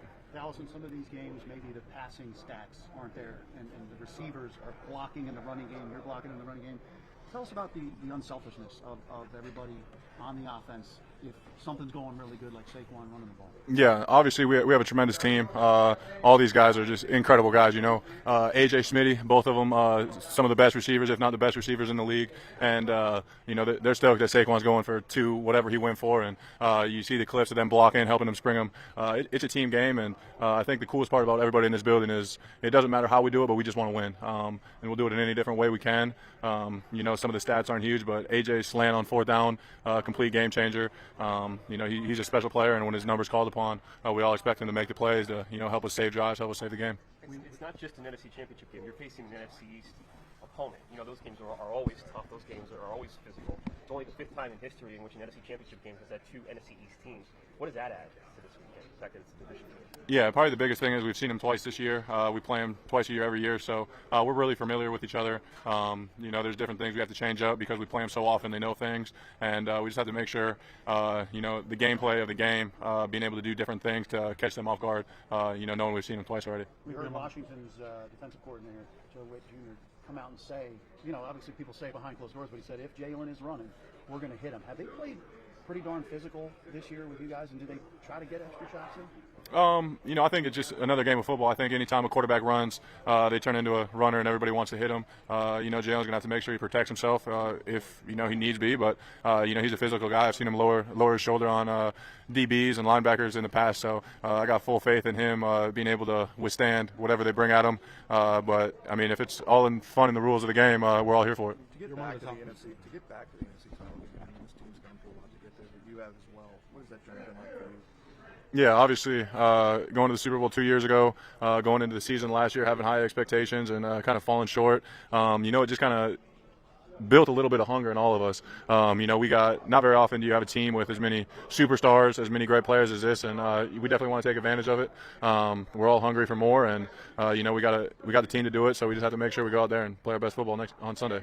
On the Greenlight podcast, and I thought you were really insightful about the language of Vic Fangio's defense. We talked about it so much in training camp, how everyone thought it was going to be really hard to pick this thing up. Are you surprised at all how quickly you all have been able to pick up this defensive scheme? I mean, it wasn't too quick, I don't think. It took us a couple weeks to get rolling, but we trusted the process with the guys we have in here, and everyone's smart, intelligent, willing to learn, and we figured it out, I'd say. Especially now, full circle moment, getting ready for an NFC Championship game. Have you taken time to think about how far this defense and you have come this year? It's hard to because we're so narrow-sighted right now.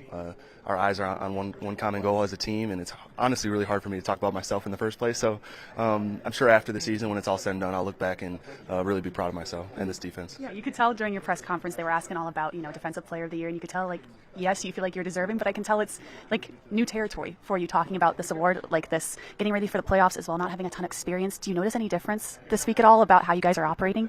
No, not at all. I mean, I think as a defense, as a team, we want to win this game against the Commanders in the NFC Championship just as bad as we wanted to win every other game this season. I think that's really cool. We're not making this moment too big, or we're not changing the way we prepare, and I think that's really an advantage to us. Everyone is talking about Jayden Daniels, and rightfully so. And me, just, you know, being a sports reporter, I would listen to all the national media outlets, and I feel like they're giving him his flowers a little too early. I know you guys have respect for him, but do you see him still as a rookie quarterback coming into a very hostile environment? Yeah, I mean, his resume speaks for himself. Coming in as a rookie and putting up the numbers and doing what he's been able to do, taking this team to the NFC Championship is a big feat. That's a big deal. And as far as treating him like a rookie quarterback, I don't think you can do that. I don't think you can undermine him as a player or look at his flaws or his weaknesses because he shines in every moment that he's in. And as a defense, just do what we do and watch those first 2 games and see how they're trying to attack us and what they're trying to do and how we could fix what we did wrong. Awesome. Zach, thank you. Yeah, thank you. How's everybody doing? How are you? Doing great. All right, let's get going. First about the last game here. We went into the game saying that we were going to play some more zone concepts, understanding that, we're going to give up some yards in the pass game. But we wanted to make a cloudy picture for the quarterback in hopes that the ball would come to life, and it did. And so the yards are the yards. I think the points were going to be at they were averaging, 34 points a game. And so, if the penalty doesn't happen on Dante, which he grabbed the shoulder, they probably get 24. And that's right in line where we were expecting, okay? The yardage, I'm not really worried about the yardage. Once we turn the ball over, scored on defense, 2 2-minute stops, that's complimentary ball, and that's what we want to do. So getting into Philly, just a really talented team across the board. You look at their offense, all right? The receivers, I really don't need to talk about them. They're really good, all right? The running back is outstanding. Quarterback is a winner. Offensive line, one of the best in the league. So, once again, we just played Detroit. We played Tampa. Another great offense, okay? So it's going to be a great challenge. The men are focused. They're ready. The coaches have done an outstanding job, man, in this playoff run of getting these guys detailed and getting them ready. So it's going to be a fun game. So any questions? Hey, Joe. How is your week different when you're preparing for a quarterback who can use his legs in the run game as opposed to a quarterback who stays in the pocket more? Well, we've had a number of these guys that we've had to prepare for, and so the one thing is if he's going to run the ball and if the coordinator makes a decision for him to run the ball, we're going to treat him like a running back, and we're going to hit him that way. So that's their decision if they want to get him hit the way that he gets hit. If they don't, they'll keep him in the pocket. So, but that's what we're going to do. Hey, Joe, you guys against Saquon in those two games have had a lot of runs where you've done a good job against them, held them to 2 or less. A couple of runs where you get those home runs. What makes the difference for you when you're watching it? What makes the difference where you be able to hold them like that versus the big plays that he gets? That's the whole thing. You watch the last, when they played the Rams, they balled him up some, and then he knocks one. He does it against everybody. And so, what we have to do is just make sure we're disciplined up front. All right, we're ready to flow at the second level. And then the thing that I think he does better than anybody in the league, nobody talks about his home run ability, but he breaks the middle field safety off, okay? If you don't take a confident angle, if you take a touchdown angle, he runs past you. Or if you take a overconfident angle, he cuts it back. So you have to be able to get to his inside hip in a confident way and get him down. If not, you're not going to make the tackle. So, we have to. It's 11-man football to stop this man. And if you don't do it, you're going to see those explosive runs, which you've seen against everybody else. Not a defensive question per se, but you, Quinn, the whole staff, you guys have your mantras, anybody, anywhere, anytime, ball is life. How have you seen players embrace that, and how has the messaging kind of galvanized this group? Well, it's from day one. We talked about the way that we live is different than everybody else, and I guess it's hard for you to see it because you're not necessarily in the building, and you haven't. And I've been on a number of different staffs, a number of different teams, but the way we live here is different. And I saw Terry talking about it in his interview the other day. If you're not committed to being a little bit thrown off and a little bit, because you have to be a little bit crazy to be here, all right? Because the way we do things is not the normal way, and we don't want it to be the normal way. It's a special place, and everybody that we've bought into, anybody, anywhere, anytime, it doesn't matter. All right, we compete at a high level in everything we do. All right, the coaches compete, and every time they come up here and present in front of the team, they are competing to see who does it the best. That's just the way we live. And so the men are bought into it, the coaches are bought into it, the people in the building are bought into it. And if they haven't, it's not the right place for them. How do you mentally approach the third time facing a coordinator, facing an offense? The first thing I told the defense was, let's not say, all right, we know these guys. Let's dig deeper. Okay, all right. They've had success against us. Let's dig deeper. Even if the times that last time this happened, I was with the Packers and we went for the Bears in the NFC Championship game for the third time. Let's dig deeper. Okay, all right. We got 3 picks that game, 1 for a touchdown. B.J. Raji picked 1 for a touchdown. So you just keep going. You just dig deep. Hey, Coach. When you look at the aggressive play of this defense, they really stood up as a team last week. And could you talk a little bit about the defensive front and what you saw from them headed into this week's championship game? I think last week they did a nice job of getting the quarterback off the spot. We wanted to, from a back-end standpoint, we wanted to give them a cloudy picture and understanding that was going to make give the defensive line a chance to get to their second rush. You know what I'm saying? This week is more of, all right, we got to do whatever we have to do to keep Saquon from hitting those explosive runs. And so, like I said, it's 11-man football. The guys up front stay in the gap, knock people back, and consistently do it. Like I said, we bottom him up a little bit, but then he breaks the big one. We can't allow the big one to break. Coach, if Marshawn's healthy, and it looks like he is now, and Mikey's playing at the level he's playing at, what does that allow you? What does that open up for you in terms of things that you can do defensively? Yeah, to be honest with you, it really hasn't changed because our inability with the run game right now. So I haven't protected those guys outside. They've been where they are. What I'm hoping you'll see what you got from Mikey last week is ball production. We have guys out there that can get the ball, and if you're going to throw the ball up there, and we have the ability to turn it over, now the ball doesn't go vertically as much, and it really hasn't gone vertically that much this year anyway. Since coming back, what have you seen from John Allen, and considering he didn't play in the first two Eagles games, how do you think he can kind of help you? I think, as many big bodies as we can get and rotate them and keep them fresh is needed. I thought the first game his pad level was a little high, and I think he's been just playing better, as it's been coming along, and I think he's going to play his best ball here. And then also, just the other big guys, we have to play with great pad level, and because they're really good up front. They're really good. With regarding the turnovers, you were pretty gloomy earlier in the year that you guys weren't getting the number that you wanted. 5 may be an anomaly, but when for you this year did you see, hey, things are starting to turn, we're starting to put ourselves in position to make more plays? Well, you really, like I just told the defense today, you remember what you're doing December, January, February football, and so we could have a performance similar to the one that we had when it's coming to getting the ball. That'll be 3 weeks in a row of producing the ball, and that's what it's about. We've had our hands on a number of interceptions, we just didn't catch them, all right, and we caught the ones that we had opportunity to this week, and so we got to the quarterback, caused a sack fumble, and so that's what we have to do. We have to make the splash plays. That's what playoff football is about, is making the splash plays, and forcing them to make mistakes. I'm tired of the narrative that, if they wouldn't have done this, that, or the third, they did it. All right, they turned the ball over. We forced them to turn the ball over. So that's part of NFL football. So they can kill that narrative. Coach, you came here a year ago. DQ called it a recalibration. Yes. Have you had a chance at all to realize how quick a turnaround this is for this organization? Have you taken stock in that? One thing that we talked about, and I thought it was a little bit, it might be corny. I might be a little bit corny, but I told the man there's very few times in life that you have an opportunity to be part of the change and reap the reward. Usually what happens is a team starts it, all right, and then 2 years later they win it, all right. We have an opportunity to do something a little bit different. All right, we could be the team that started the turn, and then if we keep on staying focused and win this game, all right, we can reap the reward at the same time, and that rarely happens. Coach, you've coached a team as an assistant to the Super Bowl before, to winning a Super Bowl. In this moment in time, when you talk to your players, maybe not just the defensive ones, but the guys on this team, what's your advice to them? What have you said to them this week about approaching this moment and preparing for this moment? Maybe the off-the-field kind of stuff. Yeah, two things, really. Enjoy it. All right, it is hard to get here. I've been to 4 NFC Championship games. It is hard. Okay, all right, enjoy it. The way we live here, every day is championship week, and I know that might sound corny, but that's how we live. So there's no stress in with these guys. All right, and you don't have to do more than anything else because we detail everything every week. And so enjoy it, relax. The moment's going to be there, and then go play, go have fun, and play the game the way that you know how to play it. Hey, good afternoon, Coach. How you doing? Doing good. How are you? Doing great. Is there any substance to the theory that playing 4 straight games on the road adds a little bit to the challenge of this weekend?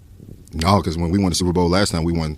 I mean, we played on the road. Like, let me tell you, I love playing. I love playing on the road, and I love playing here too. But there's not a better feeling. And Detroit had a great crowd, but to walk out of that place and it's quiet, that's the best feeling in the world. To go into somebody else's house and it's quiet. So if it's at home, if it's on the road, it doesn't matter. We're going to get down the way we get down, but we don't care about that. We go play wherever it's deemed to be played. Joe, I know you coach the other side of the ball, but in the offseason or practicing against him, was there a moment early on where you realized Jayden kind of has that level to prepare and come through in big moments? Yeah, man, he's very difficult in camp the whole time. It's just he's very poised. I think the thing that people miss, as great of a player as Jayden is, and he is phenomenal, he is a better person. He's a better young man. So when you just walk around and you talk to him and you realize he's humble, confident, not cocky, not arrogant, he's a true teammate, he's caring, he's authentic, that's when you realize we really have a chance to have a special guy. And then when you get out there and see the arm talent and the football stuff, that's good. But the person is why he is and why these guys fight for him the way that they fight for him, because he's just an amazing young man. Joe, you mentioned Saquon's explosiveness, big playability, but when you have the Eagles' offensive line and the way that they kind of design it up, does that become more of a twofold challenge in saying, like, we need to defeat them up front and then make it does. It starts defeating them up front because they can move people. they just do a really nice job of the gap scheme, and then when they want to come down here with the duos, they can get on doubles and move people out the way. So, and then you put a phenomenal runner behind a great offensive line that adds it. And then what else do they have? 2 great receivers and a really good tight end and a quarterback that can do it. So there's issues all over there that we have to make sure we take care of. Joe, going back to Saquon, you've competed against him now in the NFC East for a while. Mm-hmm. How would you describe, why he's looked rejuvenated or why the production is so much higher this year for him? I really couldn't answer why he looks rejuvenated. He's always looked good. I mean, we played him last year, and he caught a pass that I haven't seen receivers catch. He caught it backside of his hand with one hand. So he's always looked good to me. So maybe it's the offensive line that's opened up some things, but I couldn't answer that. All right. Y'all have a great one now.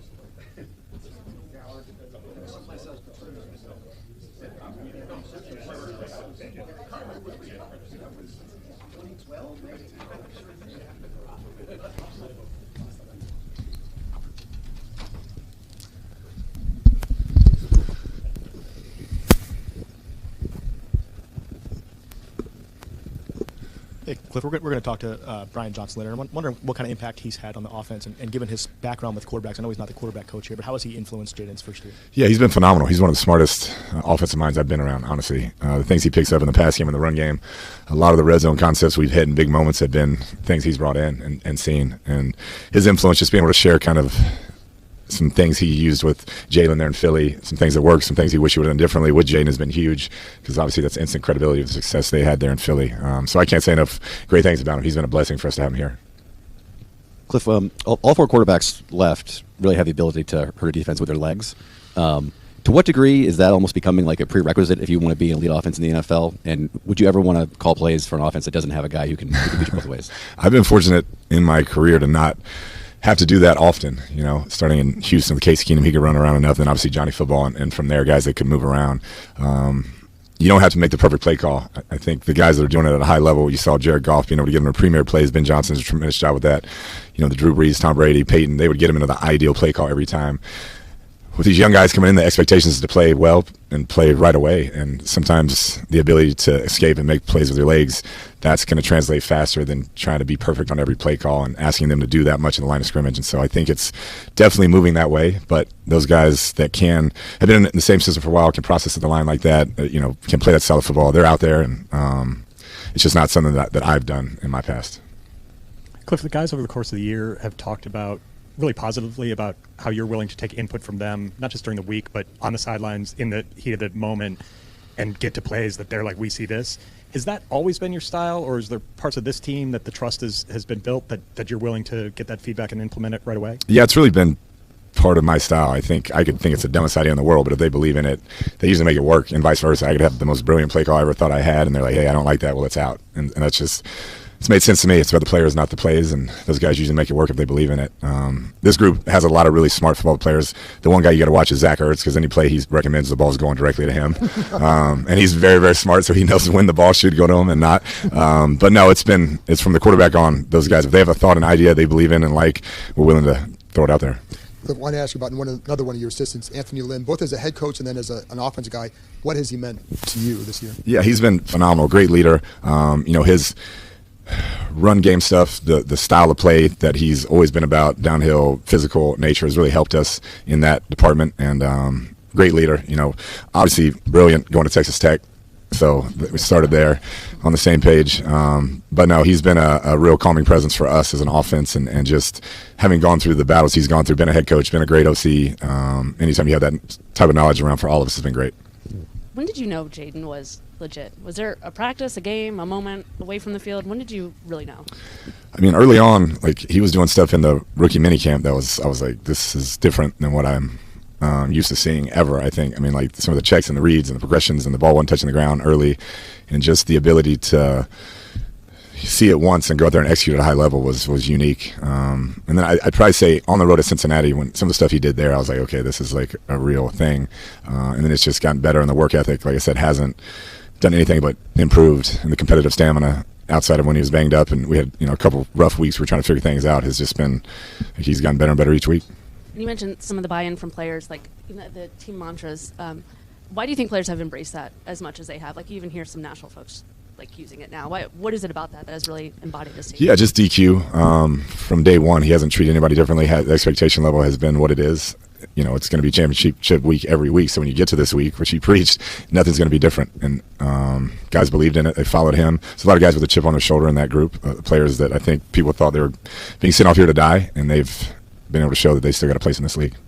Would you consider Vic Fangio stylistically the opposite of Aaron Glenn, and what are the opportunities and challenges of facing Vic's style? Yeah, both great defensive minds. Vic's done everywhere he's been, had one of the top defenses in the league. I think the thing that jumps out at me with him the most is just he has to be I've never coached with him, but has to be an incredible teacher, because whoever they plug in there, they play consistently. They don't give up the big play, and everybody knows, like, their spacing on defense is as good as anybody I've ever gone against. They know where to be. They know the drops. They know the depths of their drops. And so he's a challenge, because you're not going to get any free ones. You're not going to get those big 80-yarders that they just bust the coverage. You're going to have to earn every deal, and he's going to change up the looks on you. Hey, Coach, in these two playoff games, have you seen this offense grow a little bit more, and if so, how? I think just the level of focus throughout the week it's really picked up. Like, I think we limped through that last couple of games. Once you're in the playoffs, it can be a bit of a challenge, whether you're going to be the 6th seed, whatever. You're like, all right, we're in. And as soon as we got into the playoffs, you felt the energy, the focus pick up, the attention to detail throughout walkthroughs, practice, every rep, guys asking on their own to get another look at it, not being coach-driven. So I think the preparation and the focus going into the playoffs and throughout the playoffs so far has really increased. Kliff, every defense in the playoffs presents a challenge, but what is the specific challenge of the Eagles front, and in particular Carter, just getting him off his spot where he wants to be? Yeah, he's one of the most dominant players in the league, if not the most dominant that I've seen. He can wreck a game by himself. They're good enough up front to rush forward and get pressure, as they've shown throughout the year. But that guy's really come on. I have a ton of respect for the way he plays the game, whether they're up, down, whatever. He's playing hard. He's getting his wins, and he changed that entire defense with his style of play this year. People in general love to talk about the longer quarterback plays, the more you get a book on them, particularly for a rookie. Does it work the other way around when you look at an Eagles defense that starts two corners that are rookies? Do you feel like you have a better book on those guys and kind of what they like to do, how they like to play this game? That, to me, is the coolest part of the NFL, is the divisional matches, when you get to play a team 2 or 3 times. I think for both groups get to see, hey, what could we have done differently in the game, and adjusted and attacked, and they're looking the same thing as us. So I think it works both ways, but it's always a cool challenge to be able to get another look, whether you played good or bad, and say, hey, this is what we could have done differently. You mentioned the Bengals game. Jayden obviously had that throw to Terry. He's had a lot of insane throws. Is there one that stands out to you? You're like, what the hell was that? Yeah, the touchdown against the Saints I was just like, I don't even know what that was, where he kind of rolled around, got knocked down, and Terry came up and made it. That was, the play couldn't have gone any more wrong, and he made it right, and that's why it's about players, not plays. Coach, you alluded to the value of Cooper DeJean and Quinn Mitchell on this Eagles defense. What specifically have they brought to it throughout the season? Yeah, I mean, both of them very, very consistent for young guys. There was no wavering. They played at a high level all year. DeJean, he's all over the place. They can play him in any role. He can cover. He's great at blitzing. He's great at tackling. And then Mitchell, he's already become one of the top cover guys in the league at such a young age. So to have two guys that consistent and never waver, and you don't see their play waver throughout this long season is really a credit to Vic and his staff, and then those guys' competitive stamina. I'm not sure what your expectations were when you took the job. Joe just said it's cool when players can be a part of the immediate change. Have you had a chance to take stock in what's taken place here over this season? I have not. Just been trying to get better every day. That's been the focus. From our quarterback room, we just talked about, hey, no matter what happens, we're going to try to get better every day and make this the best room in the NFL. And so that's been the focus. Kliff, you mentioned Terry. His uptick in touchdowns this year has gone up dramatically from what he was at his career of 13 this year. So between him and Jayden, what is an example of the chemistry they have where any play can be broken off for that kind of explosive? Yeah, Terry's one of the best I've ever seen at just attacking the ball in the air. And Jayden, as the season went on, I think they built more and more trust as they had time on task. And so really Jayden giving him a chance, and Terry making those plays over and over. But the production that Terry had with some quarterback play that was just up and down, not having a consistent starter, which is tough in this league, is really remarkable when you look at it. And now he has a guy who is playing at the level like Jayden is. I just expect those numbers to get better and better. Hey, Kliff, the first time we heard from you when you first got here, somebody asked, what quarterback do you want to draft? And I think you said something along the lines of the guy in Kansas City. Well, Jayden is doing things that we haven't seen in the first year since maybe that. So looking back now, at this point where Jayden is, I mean, how happy are you with the fact that he's the one that your quarterback is right now? Oh, no doubt. Very blessed to be here. The set of circumstances that kind of brought me here and ended up here is pretty unique. And so to be able to work with him throughout this year, get to know him and build that relationship has been phenomenal. He's as good a person as I've ever been around. And the type of young man that when you show to work, you want to be better because of the way he acts and carries himself. And then obviously having Sam Cosmi being out now, is the hope that Trent Scott fills that in? Are you guys kind of still figuring that out? And what can you say about what Trent did down the stretch in that Lions game? Yeah, anytime Trent's had his number called, whether it's tackle or inside, he stepped up. He's one of the real leaders in that room, real leader on this team. Tough mentality, works hard, true professional. So it'll be a group effort. We'll see kind of how that plays out, but we have a few guys we feel good about sliding in there. Good afternoon, Coach. I know you guys always talk about scouting tendencies for your opponents, and obviously you have some experience against Vic Fangio this season specifically. One of those games, he blitzed you guys on the left side of the margin. The next game, he blitzed you guys on the right side of the margin for his tendencies. So how do you blend those two extremes with what they've done all season long? Yeah, really just try to find a happy medium and just have the best answers you can for both. I think really for 6 quarters, the first 6 quarters, they dominated us in really every facet defensively. And then the last half, we played better and scored some points. But it's a challenge, and he does a good job of keeping you guessing. And whatever you think he's going to do, he'll have a different answer for you. Kliff, you mentioned Trent Scott. Jeremy McNichols got in the end zone. You've had big moments from Jameson, from Olamide. What is kind of that the veteran presence, not only off the field but on the field, been like for you to get? You said, they were brought here to die or whatever, but they haven't. They've flourished. What does that say about them? It's awesome, and you knew that early on with their attitude. The guys were hungry. And we just preached a fresh start, too. I didn't care what you'd done. I hope they didn't judge me for the prior stops I'd been at or what they heard or thought about me, and I gave them a clean slate as well. Hey, we're going to do the best we can do for the Commanders, and if you can contribute to this team at a high level, you're going to play. And those guys have bought in, and when their number's been called, they've shown why they've been in this league so long and that they still have a lot left in the tank. All right, thank y'all. Appreciate it.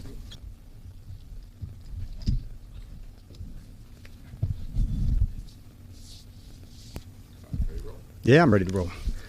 You guys ready to roll? Ready to roll. All right. I've been asked early and often as the team got together, what's your identity? And that took some time to answer, as it should. But while we have found our identity, what I hit with the team is that we still haven't found our ceiling. And that fires me up to say that at this time of year. And that's really what we chase about what we can do to get better and find our space to go for it again this weekend. And we've consistently raised the floor, but we haven't found that ceiling that we're going for. And that's kind of what the whole weeks are about, digging into the skills, digging into the things to work for.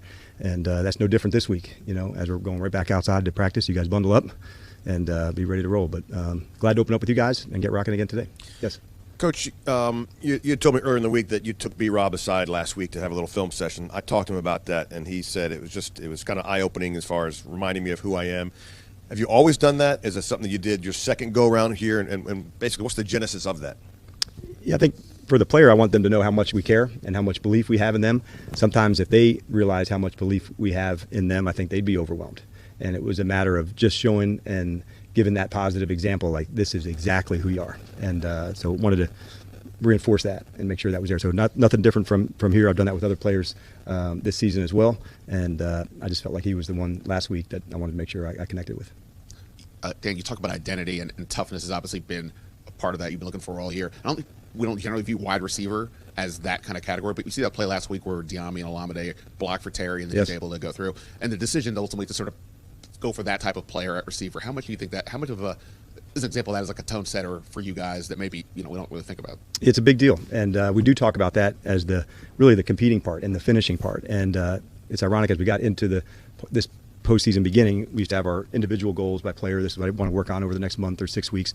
And so as we got into the postseason, we did it as a position group.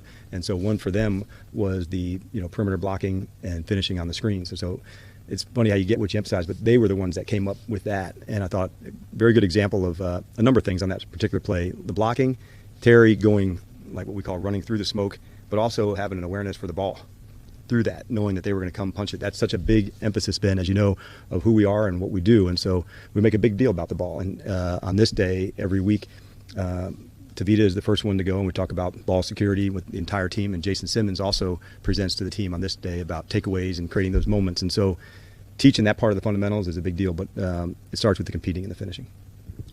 What have you seen out of John Allen since he's come back, and considering him playing his first 2 Eagles games, how do you think he can impact this game? Yeah, one, it's just kind of shows like the commitment he did to come back. And when you had that injury, just in my head, I was like, damn. And I just thinking he's out for the season. And then as it kind of the calendar turned, okay, there's a space, going to the doctor, you could outline it. And like anything, I thought the first couple games, him getting back under it to go, and his last game I thought was the most impactful. And so that doesn't surprise me, as we're going for him, to be on the rise as well. So it's definitely gave us, a shot in the arm that we needed. Dan, I know that you and everybody here desperately wants to win Sunday, but I just wonder how you kind of reflect on what this season has been for you in terms of getting another opportunity to show what you've learned over the course of the last few years and seeing it come to fruition so quickly. Those are good post-game hugs, Adam and I, as we're going through it. But as I get into the week, I'm not there yet, Dave. And there's just so much at hand for this week. And that's, what I wanted our team to feel like. And I felt like I need to stay in that space as well. This is the keys to winning in this game. And so I hit that with the guys on Wednesday and again today. And I'll do it, over the next 2 days, just so we're leveling up as we're going. And there's a prove it side to us all. And, I definitely have part of that, just like the players do. But as far as reflecting back, I'm not there yet. Hi, Coach. This defense really stood up last week overall.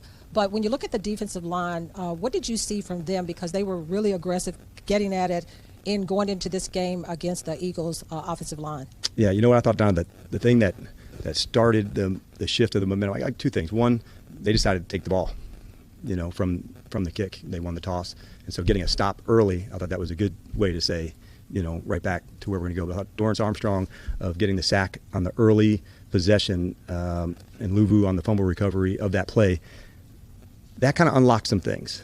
This is how it has to go down today, and being about the ball. But I thought Dorrance's play was the one that maybe, was the igniter of that. And that's one that we needed for sure into that spot. But that was the play that got it going. And I thought then Quan's interception in the return, that was the one now the fire caught. And now we could go. But those were the plays that I thought really set it off. But they've improved a lot. And so we still got a bunch to improve upon. But the ball was a big factor for us in the last 2 games. And so we make a big deal of that. And it's not just the defense. It's offense and the return guys have taken care of the ball. So that, to us, is something that we talk about a lot. Jayden mentioned that playing basketball as a kid helped him with his court vision as a quarterback. I'm wondering if there are plays this season that his vision, his ability to see things has really shown up to you. Yeah, we don't have enough time probably. Like, I wrestled and threw the shot puts. I don't have a lot of good examples of court vision. There's so many, man. Like, he has a knack, which is unusual. And maybe there was a play even this last game where I felt Branch was chasing him, and he kind of kicked through. And I think that's also vision where somebody's coming to track you from behind and you can kick through the tackle to remain a passer. And his eyes remained downfield, but there he felt the player behind him. For sure, like looking off people to go, that's a big piece of it. But yeah, there's a lot of them. I can't think of one that stands out, but there's a lot. What makes Saquon so hard to stop, especially with this offense? Yeah. He's hard to stop, and then especially with this offense. That's a good point. Like 2 good questions, and they're both accurate. There's a start and stop factor, John. I mean, that's for sure legitimate. You may have this gap, and he can go, and if it's plugged, he'll stop, test the next one, boom, test the next one. And so that ability to work back and cut and then accelerate again, you've seen him outrun safeties who are coming from an angle, but as he gets to the next level, he can break the guys off just by the speed to get outside. He's also got rare change of direction, and so whether it's a spin or a jump cut, those would be the 2 things to be. But I think the vision behind the line where it's that B gap's filled, I'm coming back to the A, or I saw the safety over here, I'm working him back. So I think there's a combination of vision and then the ability to start and stop super quickly. He has this quickness of a smaller back and the size of a big back, if that makes sense to say. That's an unusual combination, but it's not the size alone of this guy's so powerful. It's both. When did you know Jayden was legit? Is there a moment, a game? Yeah, I'm trying to think of which one would be that one to say, okay, that's the one. There were probably glimpses, that equaled up to that. I would say in our regular season, the glimpse at the New York Giants in his first 2 minutes to go. It was a giant glimpse against Chicago. That was more of an actual big glimpse. And then as it went, I'm trying to think of one to go. Certainly, by the end when we got to Atlanta, there was, talking to Raheem afterwards, this guy's amazing. And I'm like, yeah. And there's plays that happen that he's able to, we didn't call that play coming in, but the next play took place. He got outside the pocket, he extended plays. So I knew early on the poise was really good. And then as it got into these moments where it became great, that's a big deal. I thought our team over the last maybe 6 weeks, we've gotten better on the field, but we've also gotten better in between our ears. Like, we're more resilient, we have more belief, we're mentally tougher than we've ever been. And so all of that factors in. Like, yes, our improvement, as I was talking about, is good, but it's not just the on-the-field improvement, Nikki, that I'm talking about. It's also a mindset that I will go the distance, I will finish it longer. And so Jayden being right in the middle of that has definitely had an impact on that, because knowing that you're never really out of the fight, that's a big deal. And so why do we have those close games? Maybe that stretch, I thought, build some resolve, not just on the field, but mindset, attitude, connection, belief, and he's definitely a big part of that. Then two things on Kliff. What intrigued you about him in the hiring process, because it's such a big deal about who you're going to put with the rookie quarterback? And I've heard two, he's shown a propensity to take input from players and use it on the sidelines and implement it. How has that worked? Yeah, so going into it, there was a certain play style that as a head coach that you want to have, and so Kliff competing against him provided some of the most difficult challenges, and that was similar to into Atlanta to hire Kyle.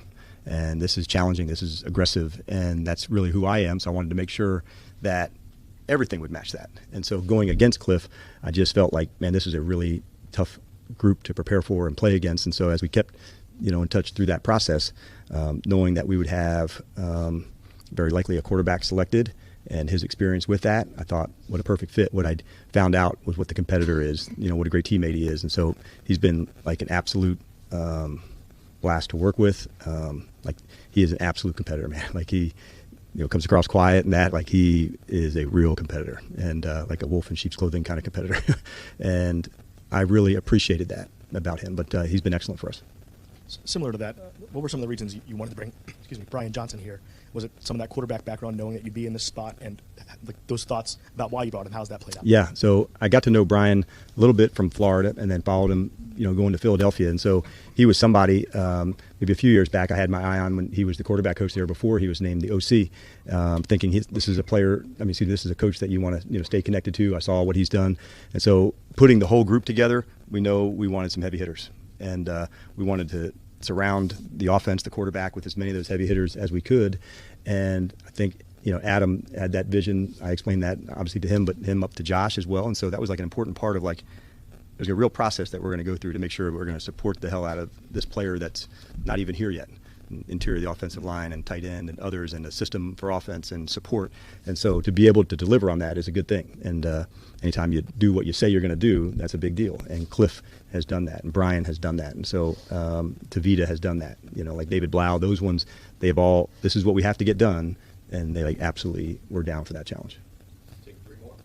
Understanding you signed a handful of veterans during the offseason to help provide leadership among other things, but among the guys you quote-unquote inherited in the locker room, who do you credit for helping instill culture in the place you want it to be now? I didn't think of like new guys that were here. I wasn't going to really go there. I didn't think that was the way to look at it. Like, they're all our guys now, and so they're all on the same footing. And I didn't want to say, this is how the team did it and how would you think? And so I just knew, hey, who are the leaders we can help develop? And people like Terry, have been such an important figure of that. I knew he was a great professional, but now I've seen the leader begin to emerge, and now that's, to me, is so much different. And so there's a number of guys, but I didn't ever want to go, in whether it was staff or players, these guys were here or not, like, no, man, if you like, this is us together. Dan, you've gotten contributions 1 through 53. You talk about Trent Scott, Jeremy McNichols, Olamide, Jameson. What does it say about those guys that they've taken such advantage of maybe second or third chances? And you, as a guy who's gotten a second chance, how has that kind of all come together as one? Yeah, Olamide specifically, like, he's a real competitor, and you have to go through the tougher moments sometimes to get to the next space. And it is in that adversity where it goes through to what's going to be your next stop. And so I knew who Olamide was, both as a ball player and as a man. I thought, this is the type of person we want in the locker room. Let's let him compete and take it from there. And he actually inspired some others just because, like, how hard he went for it in practices and training camp. And so anytime you see a teammate, I want to be a little more like that. Not even at that position, but just that attitude of not backing down. Like, I put the tape up on here every day in training camp. So it wasn't like there were any sacred cows or anything else. Like, this is whoever you were, this is what we're looking for, this is not. And Olamide was on that tape a lot. And so we just wanted to make sure people like him who had the competitive dog in him, like, yep, this is your kind of spot. Hey, good afternoon, Coach. Good afternoon. Both sides of this competition are talking a lot about receivers blocking this weekend. As that trend has picked up in the league, have you guys focused in on getting DBs that not only take good pursuit angles but can shed blocks aggressively and effectively? Yeah, I think it was Ron Wolf who taught me, you want to be a better tackling team, when you get to that draft time, draft good tacklers. And so, like, that's why the guy's so smart. But it was a good reminder of the traits that you're looking for in players. And if you want to have a tough team that are good tacklers or receivers that are willing to block, then you want to make sure that's the style of player and identity that you're bringing into the team. And so that, to me, kind of feeds back to Adam to say, this is the commander, this is what we're looking for. And if the guy's competitive enough, whether you're a DB, a corner, a safety, a tight end, like, they'll find their way. Like, we can teach them, but you have to be willing to say, all right, this is a tough assignment, but, like, I got the dog in me. I'll absolutely go after this guy. Now, if it's a matchup we don't like, okay, we're not going to do that, even though you're willing to try. But you do have to have that dog in you to say, if this is what's asked upon me for this one, like, let's get down. All right, thanks, everybody.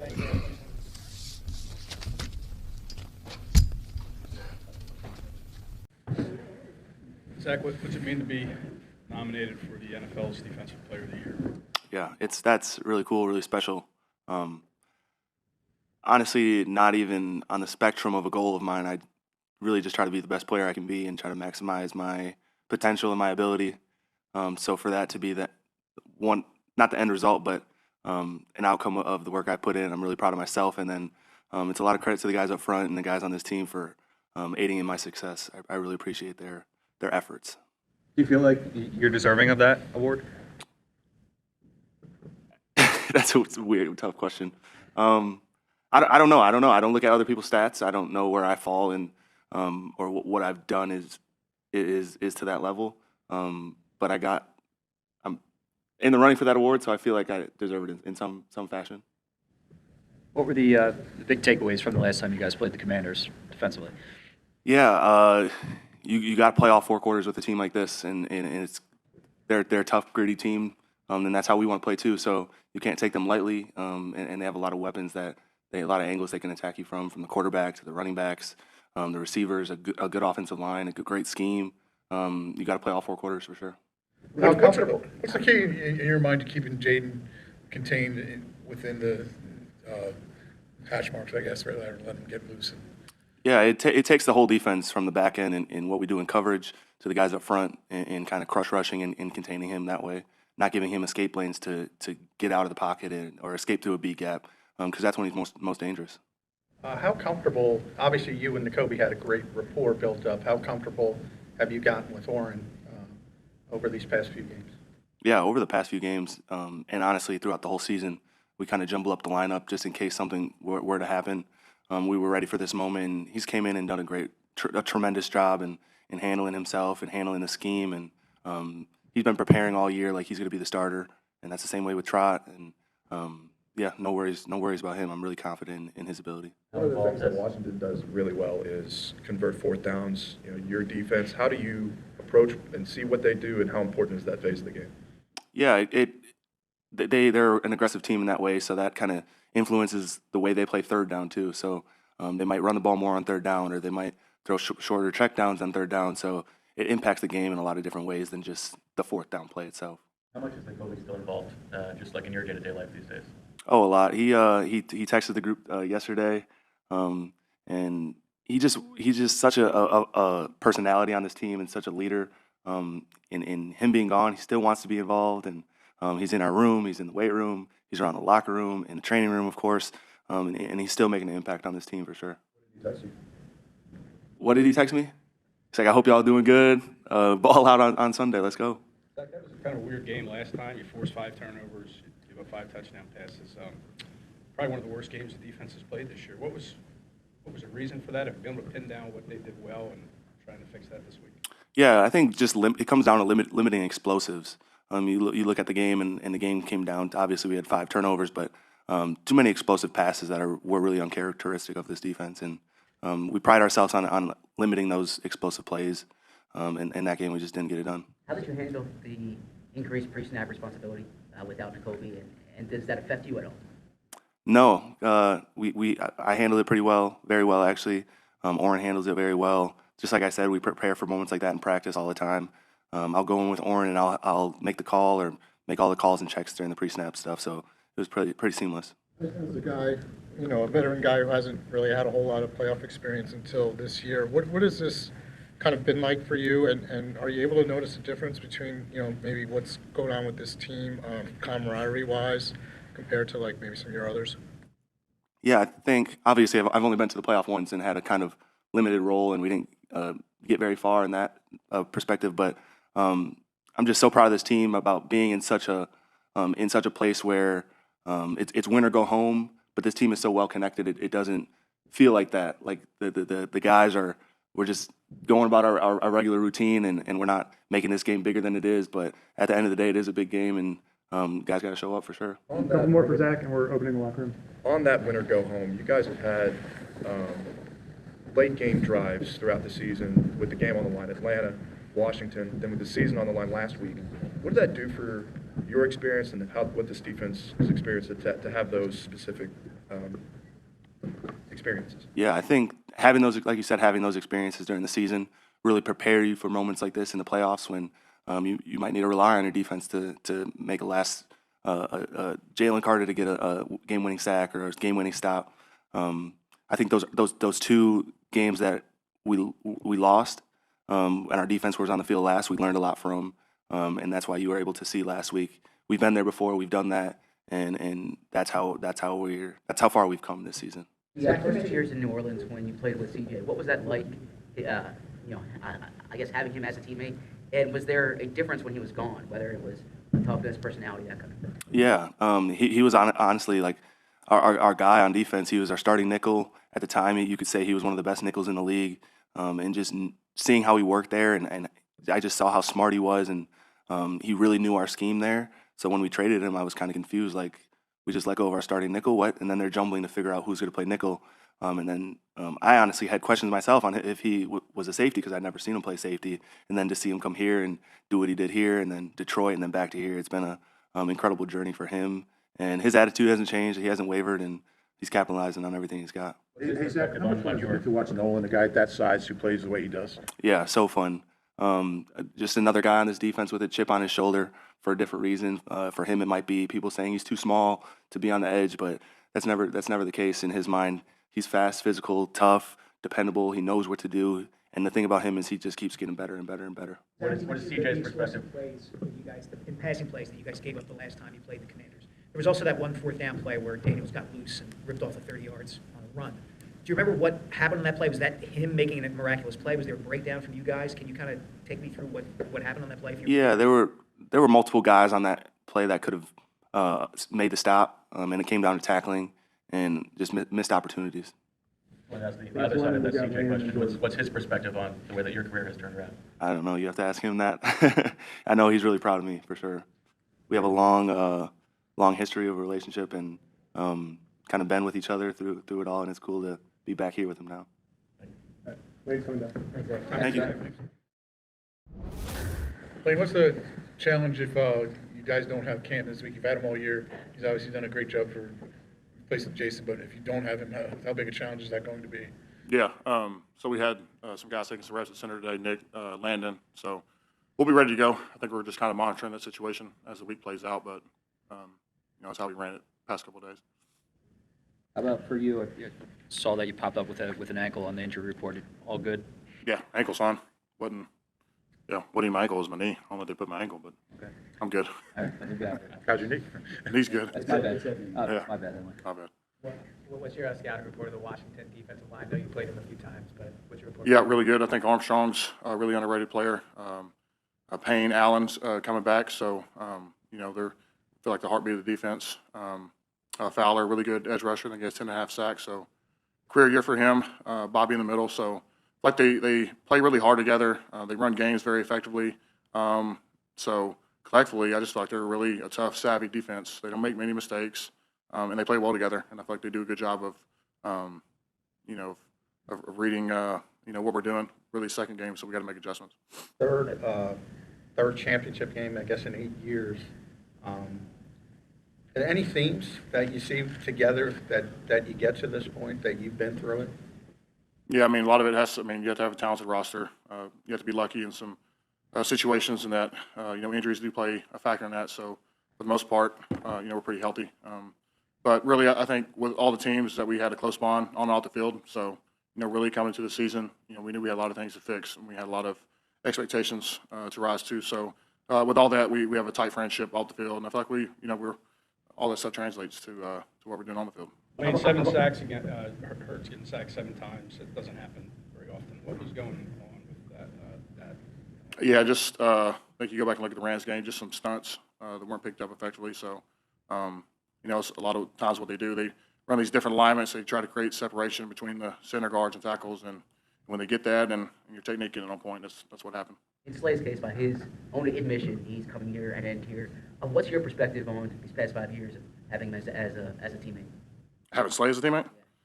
He's been unbelievable. He's funny. He's just always positive personality. Obviously, he's a great player, but I just have a respect for how he works and how he treats all the younger guys. Like, he's a great leader and bringing a lot of those guys around. So he's been like that ever since I know him. Ever since I met him really at the combine. So he's always been really talented, but I don't think people realize the leader that he is and what type of example he sets. And and he's done it for a long time.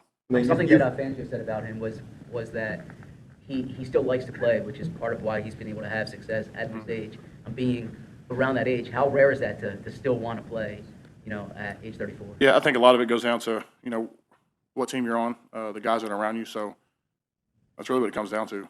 We have a lot of fun coming to work. Obviously, we like to compete, and, I think the guys around you really is what makes, that possible. So we're in a good situation here. So we've had a great culture here for a long time, and that's why it's different.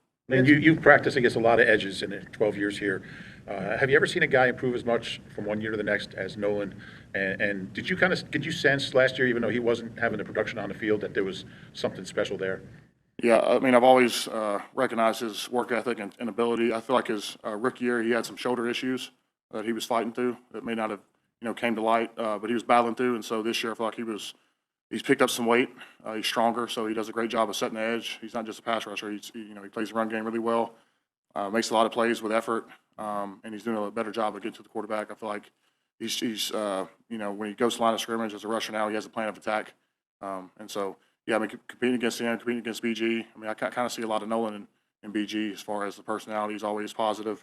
He's always working, and with any adversity, it seems like he just, works right through it. So, and it's fun to see.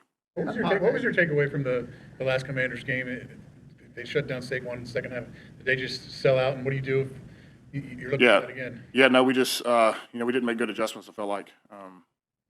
That's really what it comes down to. We had opportunities to win the game, but, you look at the second half, they really had our number. So, coming this time around, have some different stuff or scheme-wise. But, yeah, that was a difficult game for us. How's Jalen looked over the last couple of days? He looked good. I was out there today firing it around. So, we had a good practice. We went to the link. So it was good. He was mobile. He was moving. And, yeah.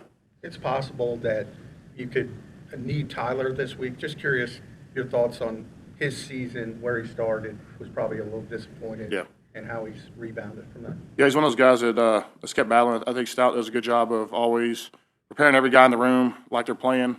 So if something does happen, which, it seems like something does every year that, guys are able to step up and play. It's such a testament to Stout and TJ. But, he's a menace in the room, and I say that as a compliment to him. But he makes the rooms or the meeting room not very comfortable. So he's always asking questions. He just wants guys to know their assignments. So when they go in, they play well. And seeing as, from last year to this year, he's a lot stronger. And I think he's probably a little bit more comfortable on the left side, so which is what he played in college, but he's able to play both. But he's been a guy that hadn't complained once. And whatever coach has asked him to do, whether it's be a tight end, a big package, jumbo package, whatever we had planned for him, he's always done it, no complaints. And I feel like he has the skill set to be an elite player, and he'll be there one day. How was the operation with Landon at center, and how big of a deal is it to, I guess, have two different moving parts there? Yeah, I mean, the main thing is just communication. So, a lot of what we do, we identify fronts. We got to listen to calls. So, Landon's pretty loud. He's a big, loud dude. So, we can hear the calls pretty well. But yeah, I mean, that's the real difference. Obviously, he has to take different set lines at center. It's a little bit different for him, but for us, pretty much the same thing. Lane, you and Zach came into Ertz came in same draft class. Kind of ironic that you're going to play each other and go to another Super Bowl. But what's your relationship been like with him over the last dozen years? Yeah, Zach has been a close friend for a long time. Obviously, we've had some distance, the past few years, but I always have love for him. We text a lot during training camp. We haven't texted this week, even though he did out my story about all the cookies I ate as a rookie. But no, man, Zach, he's always an intense competitor. So I always appreciate that about him. I feel like he tried to bring out the best in everybody. And we talk about it's weird being the older gentleman in the room now compared to the young guys we once were. But yeah, man, it's fun. It's going to be a competitive game, and it's different seeing him over there. How lucky do you feel? How lucky do you feel that? I mean, this is your 12th year, and it's your 8th time in the playoffs. A lot of guys, not many, have that many chances. How fortunate? Yeah, you're very fortunate. When I think of players, I think of people like Joe Thomas that would have loved to have the opportunity to play in one, and didn't get the chance to. So, it's something obviously that we hope for every year. Then you have to go out there and win the game. So, we're fortunate where we're at. And I think with these big games, we try not to, change too much, lean on what got us here. For us, try not to get too emotional, just focus on our plan of attack and let the chips fall where they may. Can you tell that Landon has played center when he's out there? Is it very obvious right away? Yeah, he likes to be the band orchestra. Was everything? Yeah. So he's very loud. He's a very big man, and he can hold that space pretty well. So it's different for him. Obviously, playing left guard, going to center. So the set lines are different. What you're doing, communication is a little bit different. But when you're that big and you're the strongest guy in the county, you kind of do whatever you want. Can you tell what the mentality of the team has been this week? What are you picking up on? Yeah, man, we're focused. We talk about, it's all about us. But with anything, I try to tell players is, emotions don't win games. Talk doesn't win games. Execution wins games. So that's how I see it. When I go into any of these games, big or small, I try to stay neutral and just focus on one play at a time and don't get too carried away. So as boring as that sounds.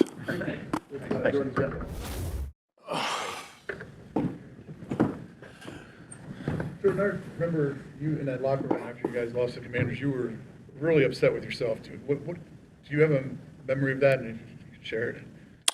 Obviously the goal is to come away with a win. So, we didn't get the win that time. So that's just what it was, knowing that, we didn't execute on a lot of plays that game and kind of shot ourselves in the foot, and they took advantage of it. Is it good to have this chance to sort of avenge that, would you say? 100%. We know who they are. They know who we are. And like a normal division game, it's going to be tough. It's going to be physical. It's going to be fast. And another great opportunity to, again, get our get back. Jordan, what's that moment like when Saquon kind of gets past the first wave and you can, how early can you tell that he's gone? And what's that realization like? I don't know if I can explain it. Sometimes some plays are easier to recognize it, and some plays are hard. And you're just like, oh man, how does he make it? He made that play by himself. But for the most part, I'd say when we execute our jobs, and once we just know, it's like just a feeling. Once you feel like you're in the right position and you've executed your block, you just know it's going to go to the house. Jordan, Lane just said about Landon, he likes being the orchestra leader if he has to play center. Mm-hmm. How confident are you guys in playing center? Very confident. Landon was the center from a part of his life, and pretty confident in him. If his number is to be called, but we got faith in Cam coming back. So yeah, for now, it is what it is. Stout does a great job of preparing us every week and preparing different players at different positions for these type of things. So, what's that been like for you this week, Landon, as the center in spots and a new guy? It's been great. He's been very communicative, very loud, making sure that we're all on the same point, and that's what you want. And he's doing a good job right now. How much have you had to look at that last game? And when you do, you hadn't lost in a long time. You've won 10 in a row. When you're looking at tape of a game you lost, and the only one you lost after your bye, yeah. Do you get angry? Do you look at it just as from a technical standpoint? Yeah, look at it at a technical standpoint. More of a learning moment, a moment to grow. Just because of when you watch the tape, you just see execution errors after execution errors, and kind of gets under your skin. But you got to do a good job of just moving on. And try not to be embarrassed when you're watching that play, because you got to learn from that moment. so we can go out there and execute this week. There seemed to be one, I'm just going back to being in the locker room, that there was one that really bothered you. Do you remember what it was? I've already flushed it out. I have no idea what play that would have bothered You me. were really specific about it that night, that's why. Yeah, I mean, I don't remember what it, you didn't really go into detail that night either, but. no, I've already learned from that moment because I've already moved on. There's a decent amount of chippiness in those games. I mean, obviously division rival, but is there something about their play style that sort of brings that out of you guys a little bit? They do a good job of being physical, meeting our physicality. They're well schemed, well disciplined, well coached, and those players, they've been, especially Dante and Dorrance, they've been with Dan Quinn for a little bit. And so, just being familiar with how Dan Quinn's style is, and we're not surprised with how they come out and meet us with physicality. But this is a good front that we're going up against. But like I've been saying, it's good on good. Does it feel like Dallas sometimes when you've had a rivalry with them forever? Does it feel like a continuation of that rivalry when you're going against those guys? No, it doesn't feel like it. This is like their own little spin. They do different stuff from Dallas. Probably rushing style, probably similar, but when it comes to schemes and the amount of games and stunts that they run, it's their own thing.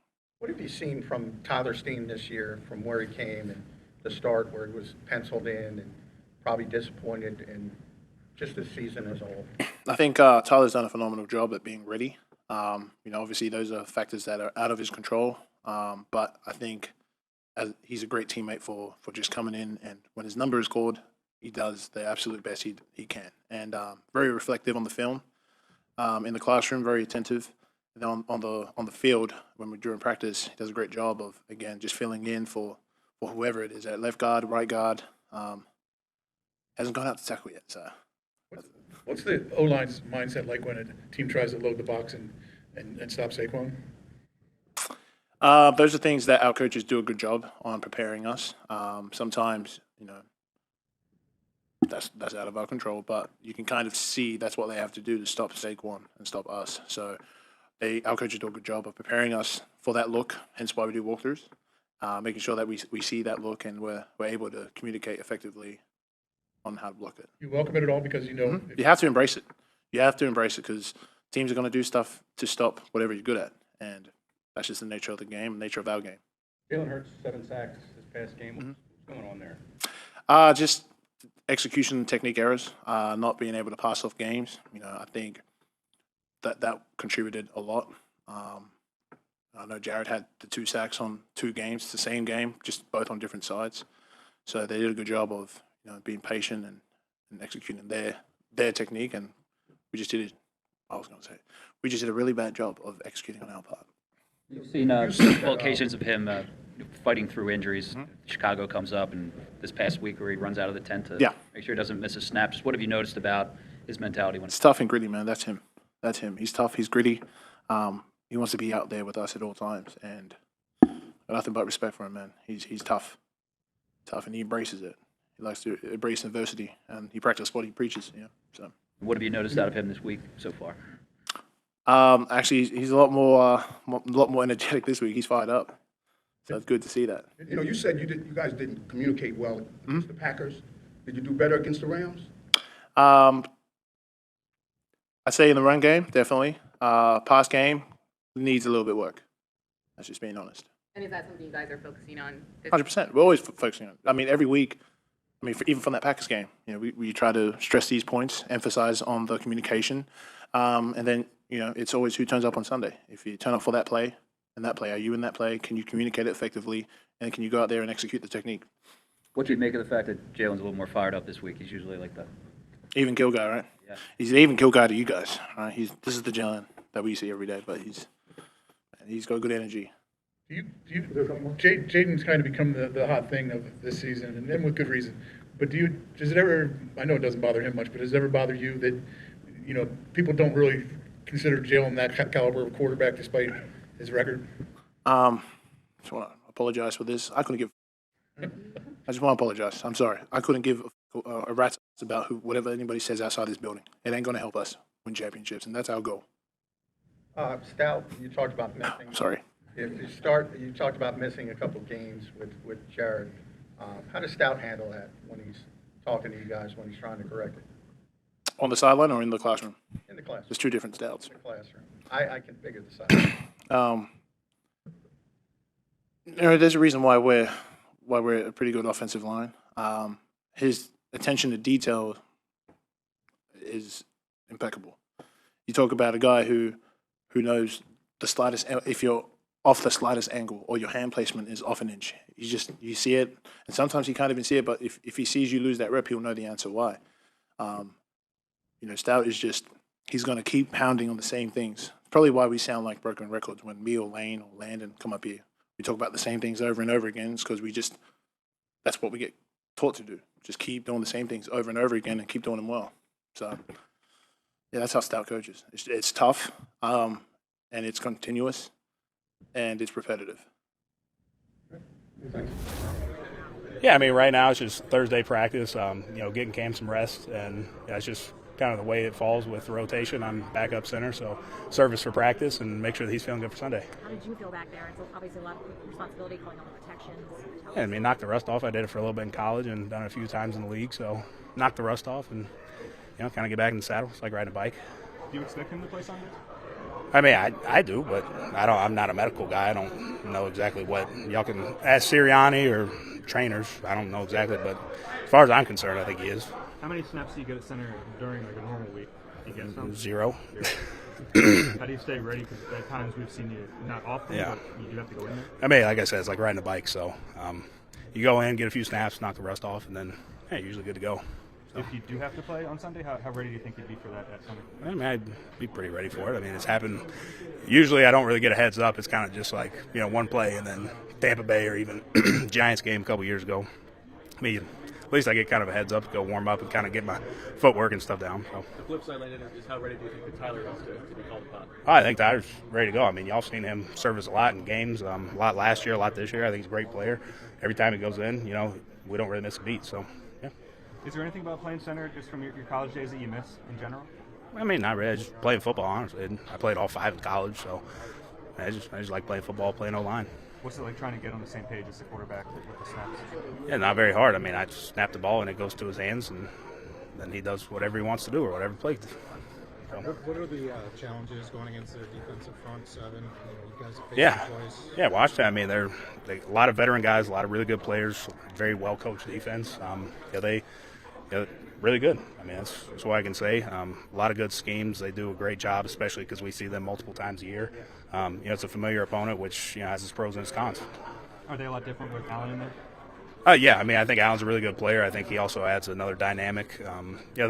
I think 95, I mean, all their D tackles are pretty good. Allen's just, a veteran guy, a lot of experience, high football IQ guy. If Cam can't go, what does that mean? What are you guys losing on offense? Well, then we lose Cam, and then Steen will go to left guard probably, and I go to center. I mean, how important has Cam been this year? I mean, Cam's been super important. He's our starting center. So, but again, it's like with anybody else. If we have a hiccup and a guy can't go, there's an expectation that whoever fills that role plays at the same standard. What does it mean to you guys that Tyler's kind of been ready for whenever this opportunity comes after the way training camp platform? Yeah, I mean, it means a lot. Just it's the philosophy kind of the offensive line room that everybody's going to prepare like a starter because you're one play away from being a starter. So. He played the whole game, so did you get a sense that this happened sometime earlier in the game and that he played through it, or? I really have no idea exactly what it is. So it's a back injury. Oh, I mean, if he did it during the game, I didn't know. It didn't look like it. So, I mean, I'm assuming it did. Right. I mean, I don't think he was tying his shoes and did something, but. Landon, I think the fact that you're at home for this NFC championship that wasn't necessarily, going to happen until some things fell into place. How much of an advantage is it to have that home field advantage? Yeah, I think it's great to be back at the link, back home. Home field advantage is a real thing, especially here in Philly. And NFC championship game, I know it's going to be super loud for them, and just really excited to have be at home for this game. We are here with Nolan Smith getting ready for an NFC championship game, and Nolan, this defense playing it so well, and it's come so far, right? We talked about this in training camp. This Vic Fangio defense was going to be hard to learn. Are you surprised by how quickly this team has picked it up? No, I'm not surprised because guys work hard and study hard and just prepare for the week every week, and that's one thing that we do here. And then our coaches also get us prepared as well. And I know the job is far from finished. We were just talking about it, but have you taken a moment to be proud of yourself for how far you've come this year? No, ma'am. We're just trying to go 1-0 every week. I promise. We're just looking forward to the next game and looking forward to the next week. And this week is a big week.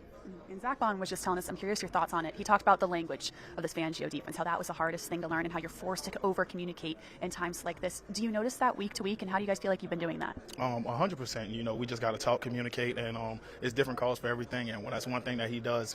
He helps us communicate from meetings, for him telling us what to do and just how he sees it and then how we see it. And I don't know if you've watched national media, but ESPN, no matter what, Jayden Daniels is the talk of the country right now. Do you think the hype is warranted? Oh yeah, he's a good back. I mean, he's a good quarterback. He's a great quarterback, and one thing he can run, you know, and he's one of those guys that's mobile, and he's looking for the big play, and he can also hurt you with his legs. So yeah, the hype's real, and he's a good quarterback.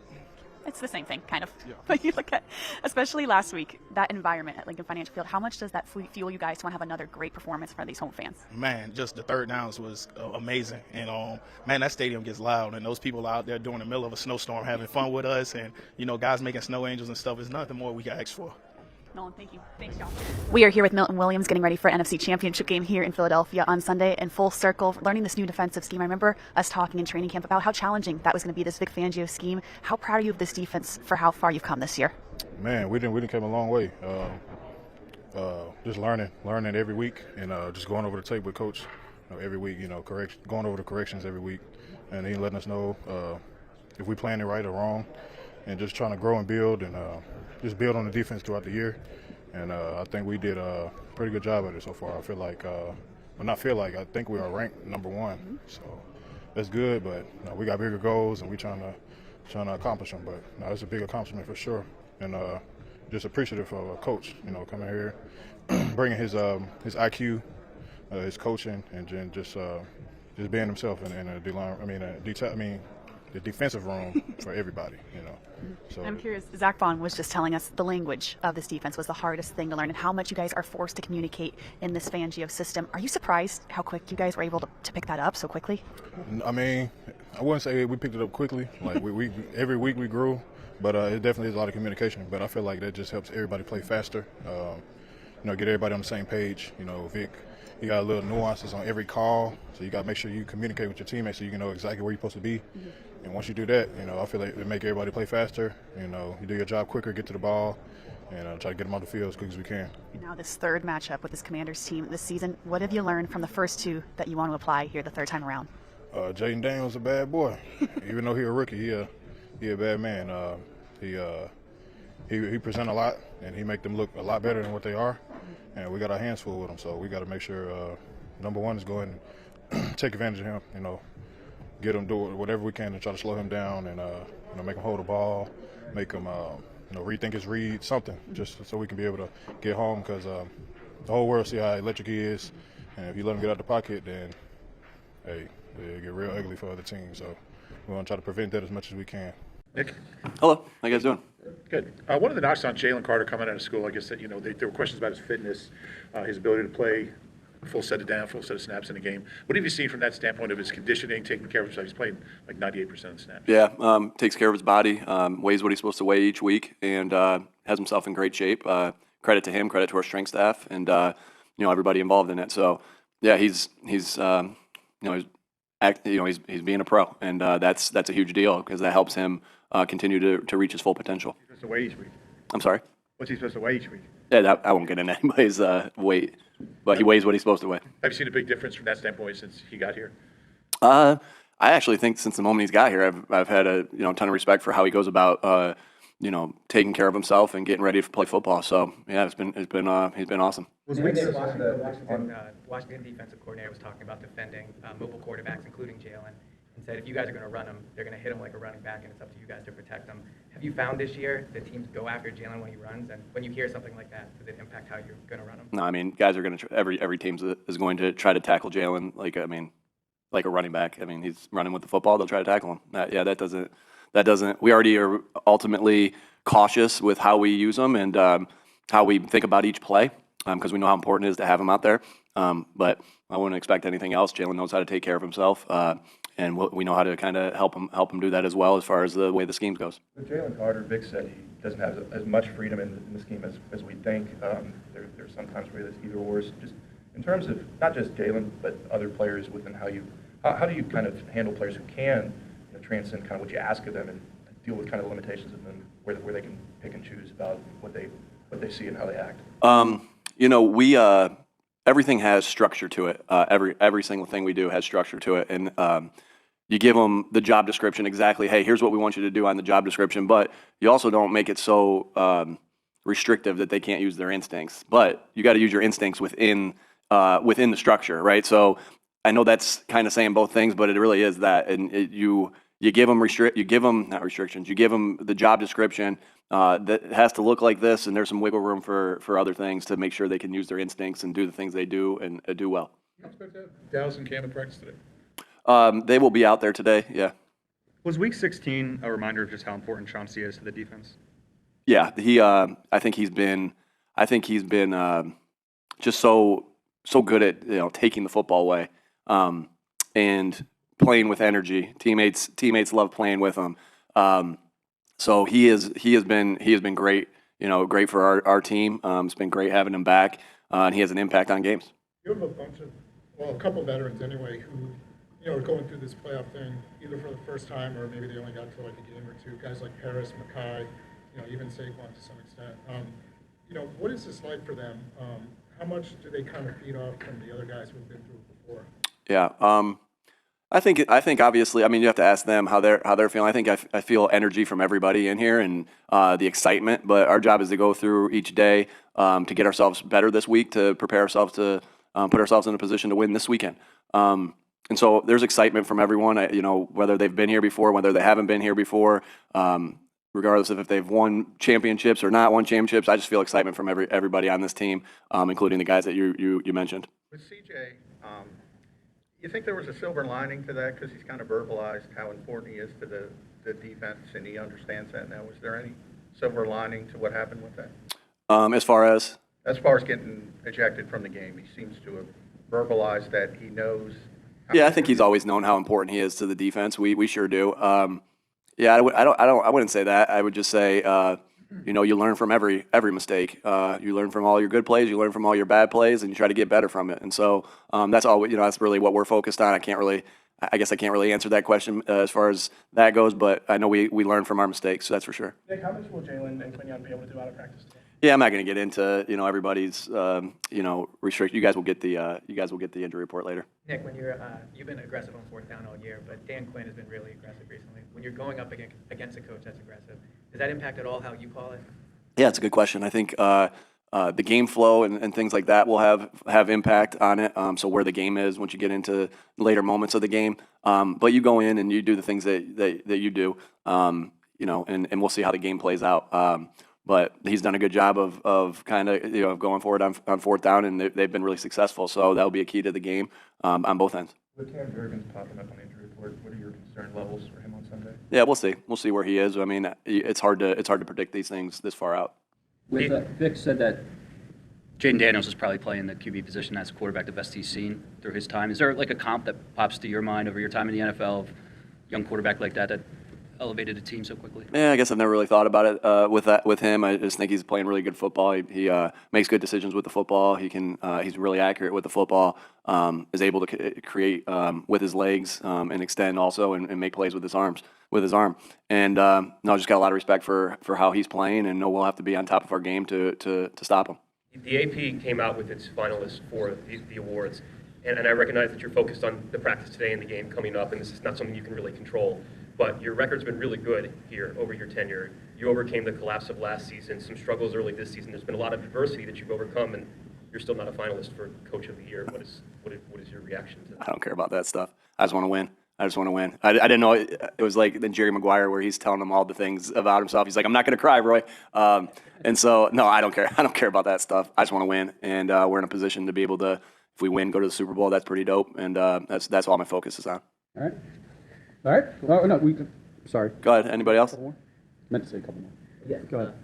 If you think about your career before you came here, you didn't get this far in the postseason. Now you've done it twice. Like to follow up on that previous question, are you aware of like the run that you're on here, for lack of a better term? Like, is that something you appreciate? I think back. I've been fortunate to be on, you know, a lot of successful teams, and that doesn't just mean NFL. I mean, like, you know, winning national championships at the college level was obviously a big part of, you know, my development as a coach, you know, and all those things, all the great things we were able to do at Mount Union. So obviously hold that in high regard.